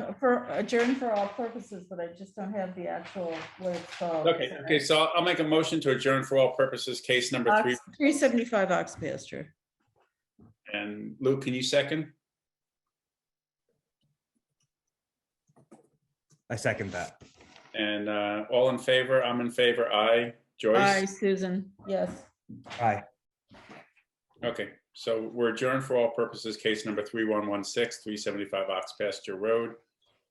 And we can move on to the next new case, which is case number 3124, 80 Harvest Lane. Jolie is the applicant? Yeah, I'm looking. I don't see a hand up. Can you please raise your hand? Okay.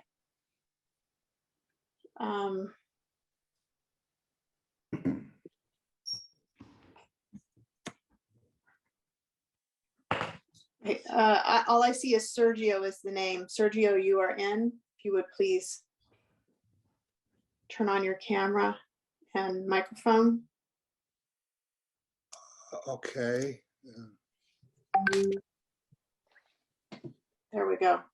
Hi, good evening. My name is Sergio Agme. I'm the applicant. But before I move forward, I would like to invite Mrs. Ezra Özkan. She is the designer of this project. She will answer your questions, if you don't mind. Ezra, are you the homeowner or are you the? I am the applicant for the homeowner. What does that mean? Is that in this, is it in the paperwork? Yeah, we would need an agent letter is what we're suggesting. Yeah, you have it, so. It is in the file. Sir, how do you spell your last name for the record? AGME. Okay, thank you. So excuse me, on the paperwork, it says you, Sergio, are the, Yes, Agme. you're the applicant if other than the property owner. Okay.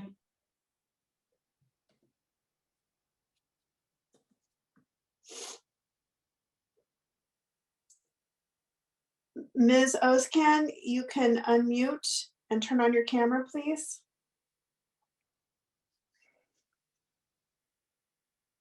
Hello. We can see you and hear you. Thank you. Okay, great. And you can hear me? Great. Yes. Hi, my name is Esra Özkan, and I designed the house and try to do our best to fit the neighborhood with its size, not to maximize the GFA. We were concerned about how it looks and be respectful to the neighbors. Can't see anything. So this is the first time I'm attending at a ZBA meeting, so excuse me if it takes some time to share my screen or on my presentation. I would like to share my screen. I can do that, right? Yeah.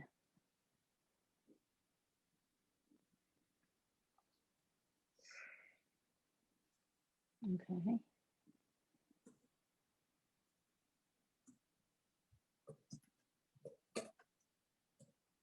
Okay.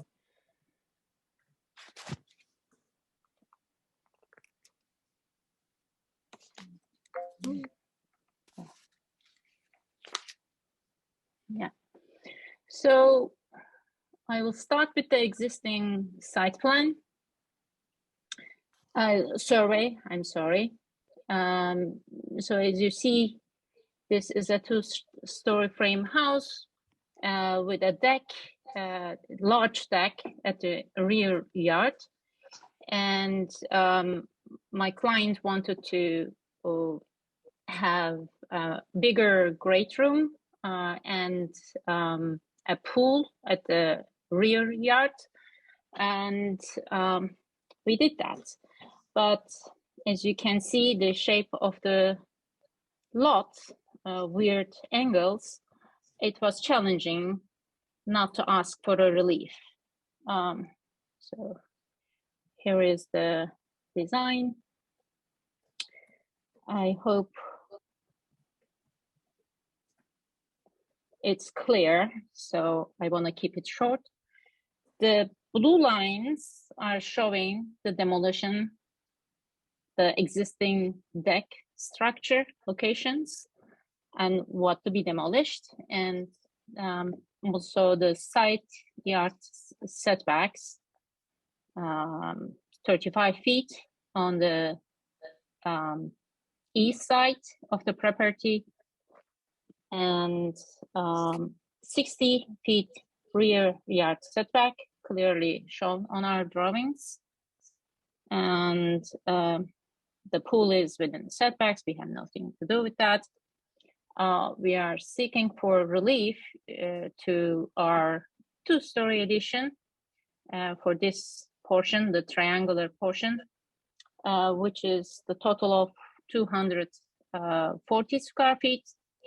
And in the front, we are asking for relief for the this portion. It's a 15 square feet, 1-story addition. And there's a covered porch, so that's about 15 square feet as well. I was looking into if I can move it within the rear yard, not to interfere, not to go for variance, but it was very challenging. I will show the plans now. So I want to explain why I couldn't do that. So the plans are flipped now. This is the front of the, this is the front of the house. This is the existing living area.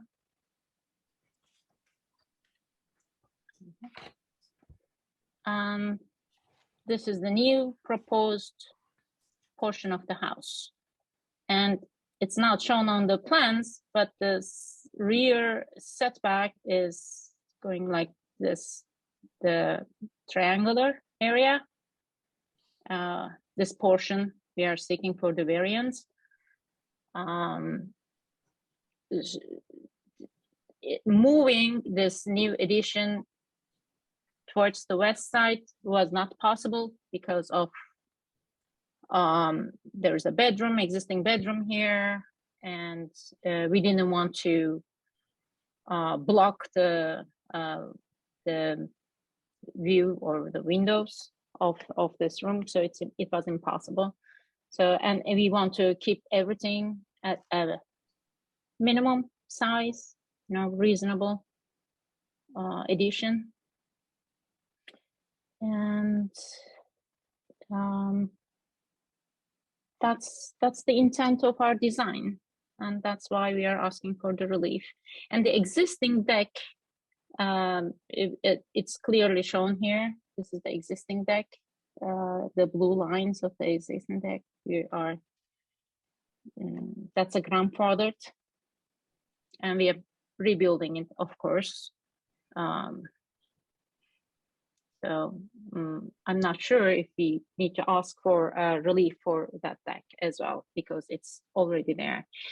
One other thing I want to bring to your attention, there is this existing terrace here. We are getting rid of it, and there is a little balcony on the second floor. That's this is the master in suite on the second floor. That's part of the design. Is there any questions? So what is going to be in the location where the existing trellis to be removed? What does that become? That is going to be 2-story addition. This part. This is no, it. I mean to the south there. I think south. This part. Or this. up, the other up. Yeah. This is the existing house. Yeah, I'm talking about. Oh. Where it says an existing trellis to be removed. Oh. What is yes, that? Oh yes. So that's the. There is an existing trellis. I will go back to the existing survey.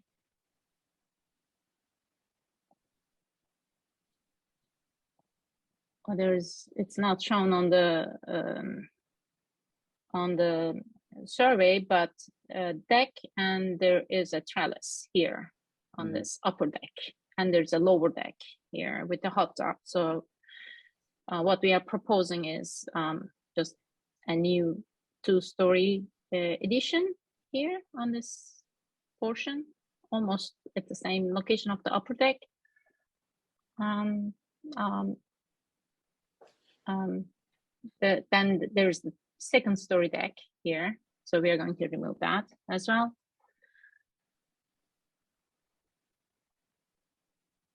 So that deck is just a 2nd floor deck, but that's this one is a yeah. exactly. This is second story deck here. My cursor, you can see it, I hope. And this is a first floor deck, this one.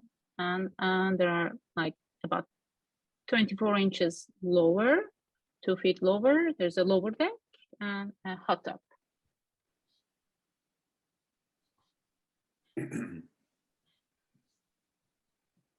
So it's very, we don't want to increase the size of the house.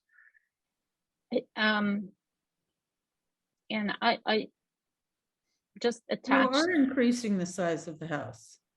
We are, yes, but we are not exceeding the GFA, or we are 500 square feet lower than what we are required to build. So that's, yes, we are increasing the GFA with the proposed pool, but that's within our setbacks. Yeah. Yeah, I have the calculations on the table here. Yeah. So the GFA, let's see, proposed GFA is 2,780. Permitted GFA is 3,572. We are much lower, actually 750 square feet lower than what we can build more. So we really want to keep the scale of the house pleasant, not the new overwhelming constructions. And I can show you the glimpse of the pictures, because for the ZBA, I was thinking to just to focus on the relief instead of the architecture, but if you want to see the elevations as well, I can show them. That would be helpful. Thank you. Sure.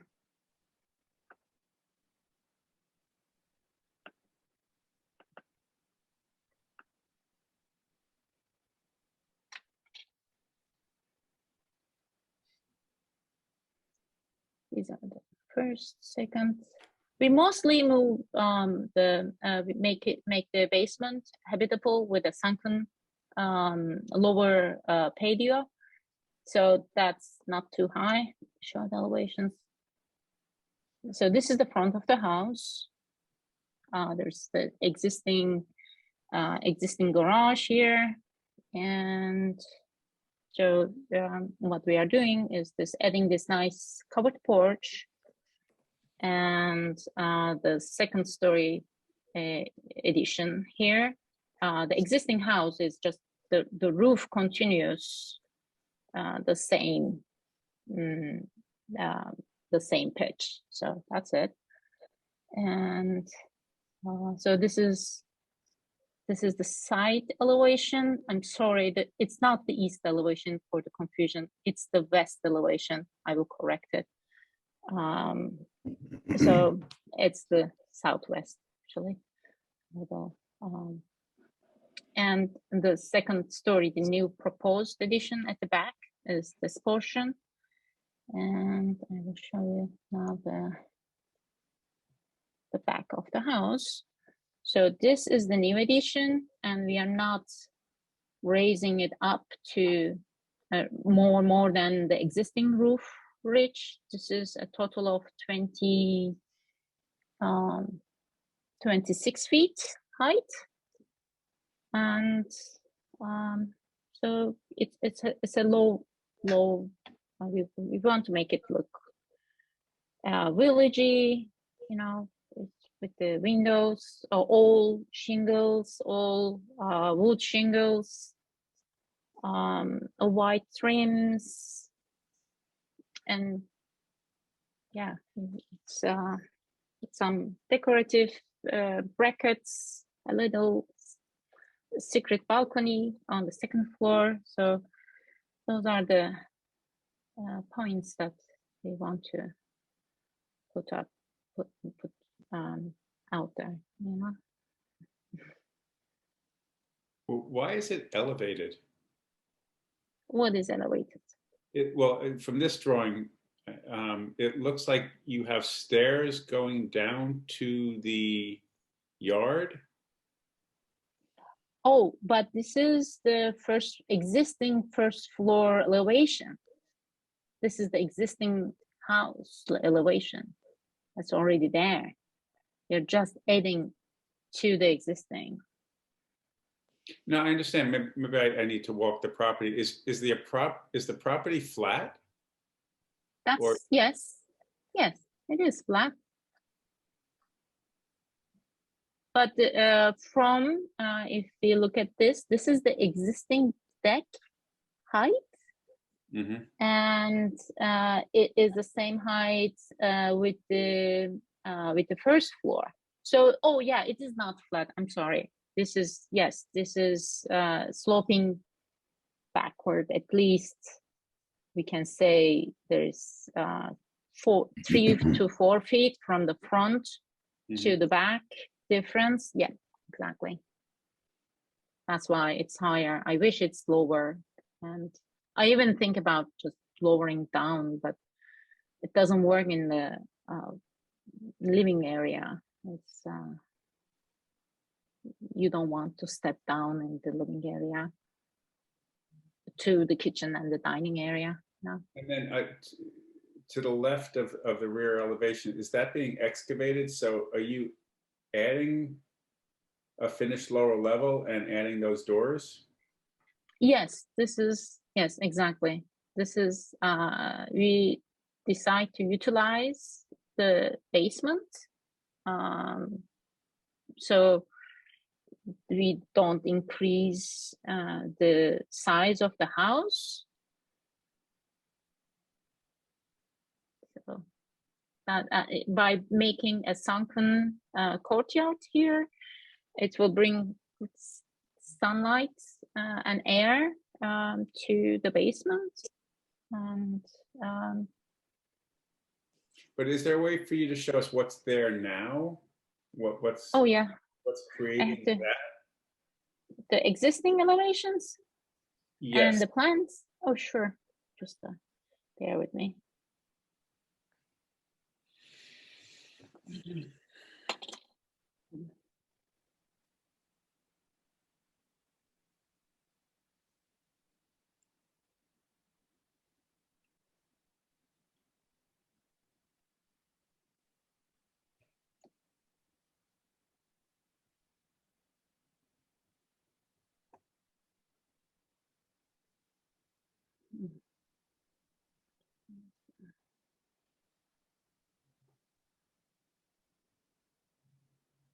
I was not prepared for that. There is in your ZBA application package, it's not asked. It's only asked the survey, and I was checking with the building department. You know, the only thing we need is the proposed survey. I have to, I'm sorry, I can't share it, but it's just a 2-story house. Maybe I can show you the pictures, the photos. That will, I think, help.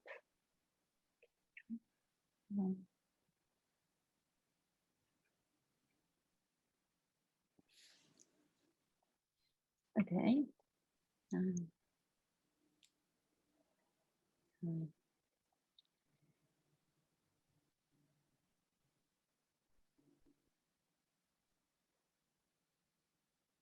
I can't find it. I'm sorry. I just can't do that. Is there also, I was not prepared. is there a way to show how the existing house might already be located in the rear yard setback? Is that what I'm? Oh, that's This is okay. I can do that. It's easy because This is the existing house, the light gray one. This is the light gray area is showing the existing house footprint. Is that clear? Yeah, so in that Mhm. case, as of right now, there is no part, or correct me if I'm wrong, there is no part of the existing house that extends into the rear yard setback. The existing, yeah, exactly. Yes, this is where it is. Yep. It looks like there's a bit into the side yard setback. Yes, the side yard only, this part. Yeah. Okay. But the deck is, this part is non-conforming.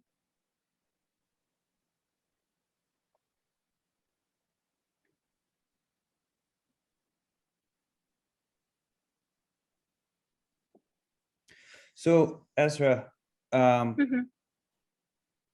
it sounds like the addition is planned where it is, mostly to keep the existing bathroom number 2 on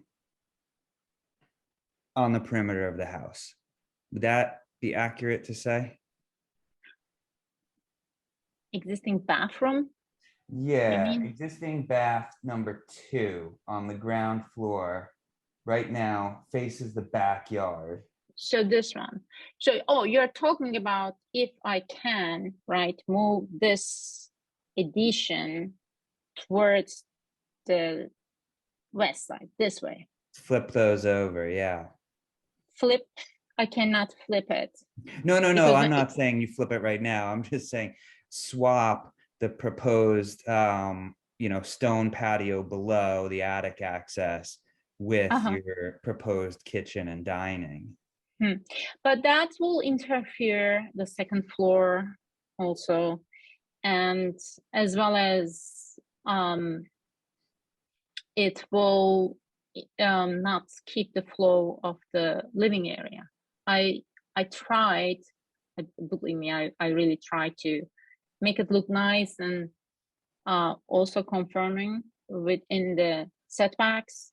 But then it becomes, if we go back to these elevations, you see this is the second floor addition. And moving this towards this way is blocking these windows. Yes, so the bathrooms will not have any windows, which will not be pleasant. Well, I mean, it doesn't, that rear elevation on the second floor doesn't have to look like that, right? Your primary suite, the bedroom is huge. I like the layout of your bathroom. It's really nice. The second good floor, size walk-in closet, but you are devoting some space to hallway up there that may not need to be hallway. And maybe that master, or the primary, I should say, primary bathroom, if it's smaller, maybe it doesn't need those twin dormers. I mean, that's more of like a architectural design comment, but I think you could lay it out in a way that you don't need a variance. Well, that's the thing. It's it seems very easy at the beginning. I said, oh, I can do that. But I will move my cursor so you can see the plan here. I'm very open to ideas. I'm really also want to be respectful. So this is where the setback line is passing, something like this, you see. So moving this over here will first of all block, everything will be moved, of course, first this way, and the windows will be blocked. I will go for a relief no matter what. Do you understand? I can move maybe 2 feet more, but it's it's not going to change my reality of asking for a relief because Alright, of do you the shape wanna of the, yeah, Can because you of the indulge shape me of and I'm gonna this. show you a little sketch real quick? How can I see you? I'm gonna share my screen. Okay, so, all right. Oh, so you have to stop sharing yours, it seems.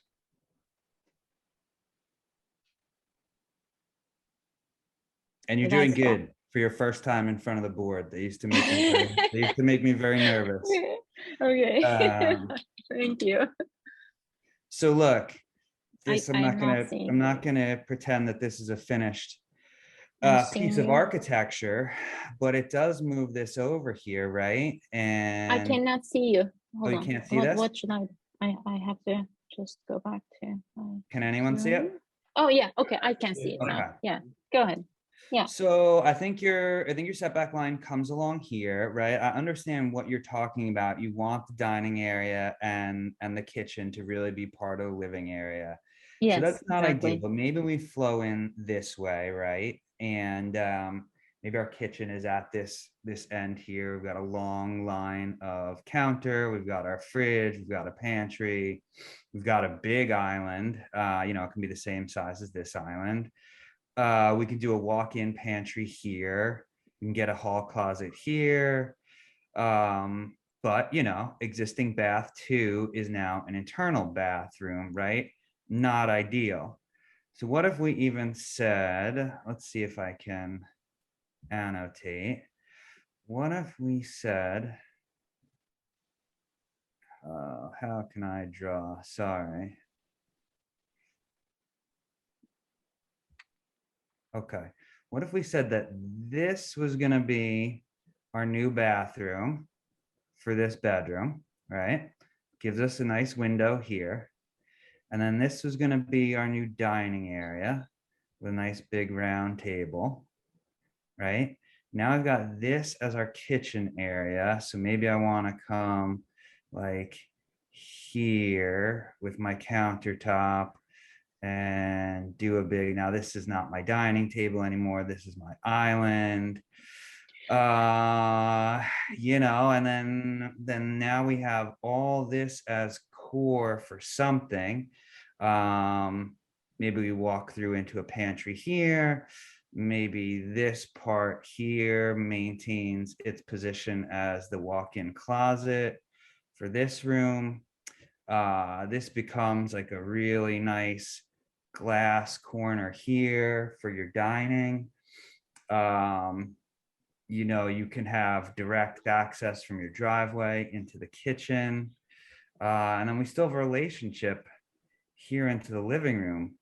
Again, Thank you, Luke. Yeah, thank you so much for all these nice sketches and drawings. But I should say that this we want to give a nice architecture, and we this is why we looked into so many other iterations, and one of the ones that you are presenting was one of them that we modeled and worked on it in the 3D, and we wanted really be timeless in design wise, and that's why it's proportional it sits, and we are not asking for a big variance. We are just asking very reasonable, and we have to, because of the lot shape. You know, the rear yard setback is the shape of it is so weird, and it interferes, and the house is located awkwardly, and that's bigger what I need to add if I have to shift it over, and more GFA that I have to ask for, and it will interfere with the second story addition, deep corridors and everything. So, and we're just asking for a very reasonable relief. Well, why don't we'll discuss this at our next work session, and we'll hear from the other people, I think, who are waiting to be heard, if that's okay with you. I think the point that Luke's making is that there might be some alternatives that request less of a variance into the rear yard setback. We don't see that many. It's only Rear 200 in total, the first floor and the second floor. Square footage wise, we are asking 240 square feet in total. That's what we are asking for as a relief. And the deck is already in the existing location. Well, that's what I was asking before. The deck is already in the rear yard setback? Yes, it is. It is. That's the blue lines I showed at the first thing I showed are the existing deck that we are going to remove. So what we are building, what we are proposing is already a grandfathered in violation. The habitable space we are adding is the 240 square feet in the rear yard addition. That's all. And we are not asking so much, and I really appreciate if you consider this to close the case and approve it. Well, that wouldn't happen tonight. We'll adjourn for all purposes so we can have some time to talk at our next work session and invite you back at our January public hearing and our January work session. I think that's probably going to be the chronology right now. Mark? And the reason? Yes.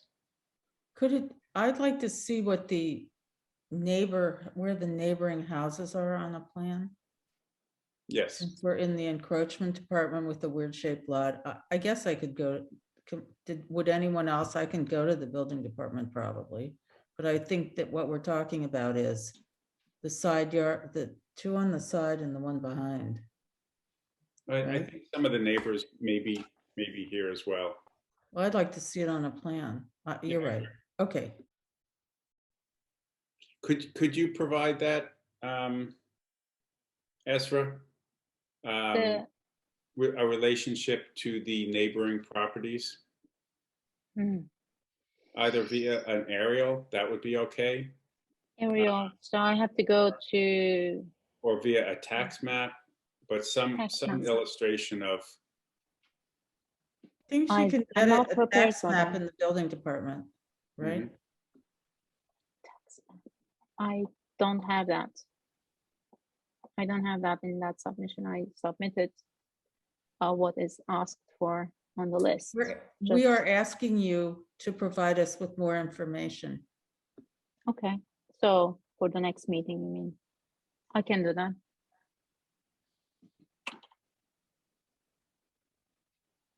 Okay. Jolie, does anybody wish to be heard? Yes, Pat Colhop has their hand up. Bring them in.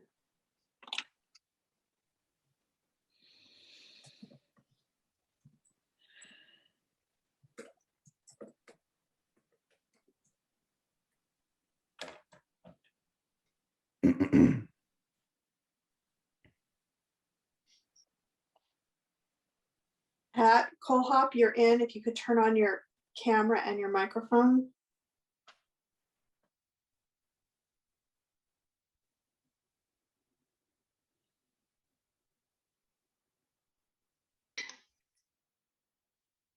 Okay, here I am. Yes, Pat Colhop. I am to sort of the west of the property that is being spoken about. I've been a resident for 35 years, and my bottom line question is, why do we have a zoning board with rules and regulations if people buy properties knowing what's existing and then constantly change them? We're seeing a change in our neighborhood, going from appropriate size houses on one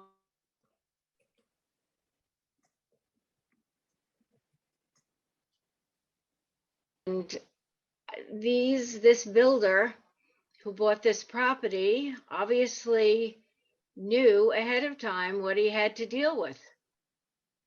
So I'm just opposed of constantly changing the rules.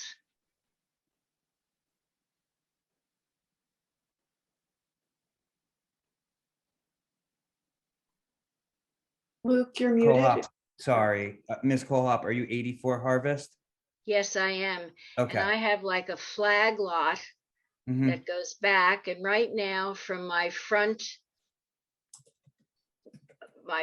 the front of my house, my windows, my front stoop, I practically, they got a variance when they put that garage in a long time ago. And that's practically on top of my property Mhm. where they keep junk that I look at from my front windows. The neighborhood does have lots like this that are kind of difficult to build around, but the garage is not the issue. no, the garage is pre-existing. Nothing can be done about that. I realize that. And we are not doing anything. But what I will see, from what I understand from some of the elevation views, and I went up to the village and I have the plans, is definitely a higher house looking down over my property. I have a ranch, one of those relics. It's only we are raising the roof line only 2 feet more.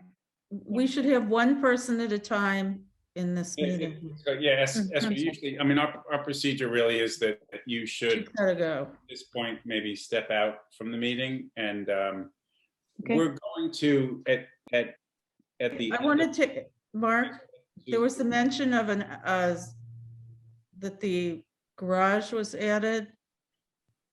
And the application shows no indication of any, was there a variance for the garage?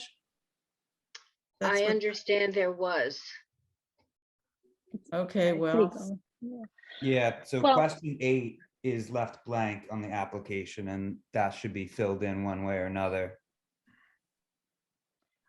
so now we need to talk to the who is the guy who's the applicant? Yeah, Sergio, if any prior zoning board of appeals determinations been rendered on this property, please provide the date, name of applicant, and nature of request. So one way or another, that question should be answered.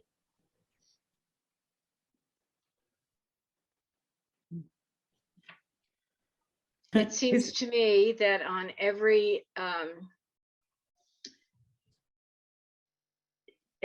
side yard, backyard, front yard of that property, they are asking for relief. That's from wrong. I'm what sorry. I read. We have got to have this. Mr. Chairman, if we could just clarify, it should really just be, no, Ms. Oskin, just to be clear.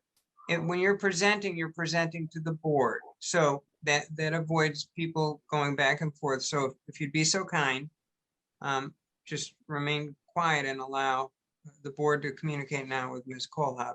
That's just the procedure the board follows, and it keeps everything under control. And also, if everybody's speaking at the same time, then any minutes can become confused. So I'd appreciate that. Ms. Colehop, Okay. you were saying? Yeah, I was just saying the letter that came to me quite late. Plus, there was no sign on the property, a notice for the neighborhood that said that this meeting was going to happen. Jeff, do you have the affidavits? What affidavit? Our lawyer should have the. There's an affidavit of posting. They need to provide an affidavit of posting. Okay. And if we don't have that, I'll see if Miss Allen sent it. I speak. So I was just saying, from what was written that was sent to me, was that there's variances. They're looking for relief on a number of sides of the property. I believe that property, I'm one neighbor, there's two in the back of him, and then there's like a right of way for some other houses on the other side. But they knew what they were getting into when they bought it. It does say that the notice says 100-foot square foot, one-story addition with an 88 square foot covered front porch. So for the front porch, there's a side yard setback of 28.9 feet where 35 is required. So for the front porch, there's variance relief requested.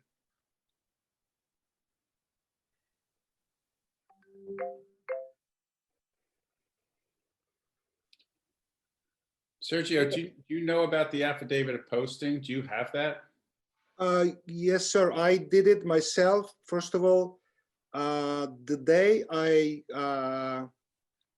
was in the village to get the posting, and I did it myself in the same day on the property, on the front line by the road. And at the same day, I distribute all the mailing to the neighbors. I believe 22 mailing. I did it myself at the same day. Well, I got back Saturday. I was away. Ms. Yeah, Kohlhoff? Yes.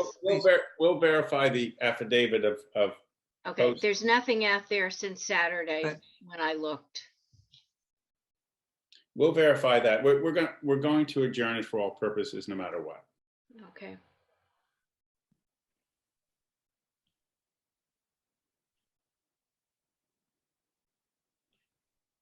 Seems There like is- there's a hand up in the. Yes, there is Cool. another hand up.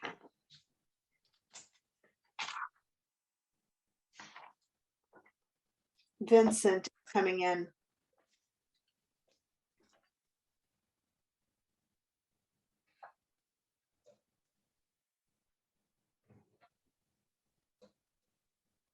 Vincent, you're in.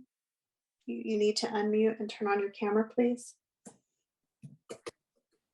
And can you give me your last name, please?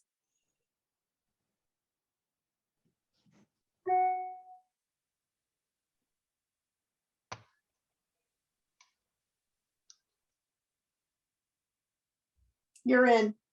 Okay, can you all hear me? Yes. Could Okay. you Yeah. state your last name, please? Sure, Stravinsky, SCERBINSKI.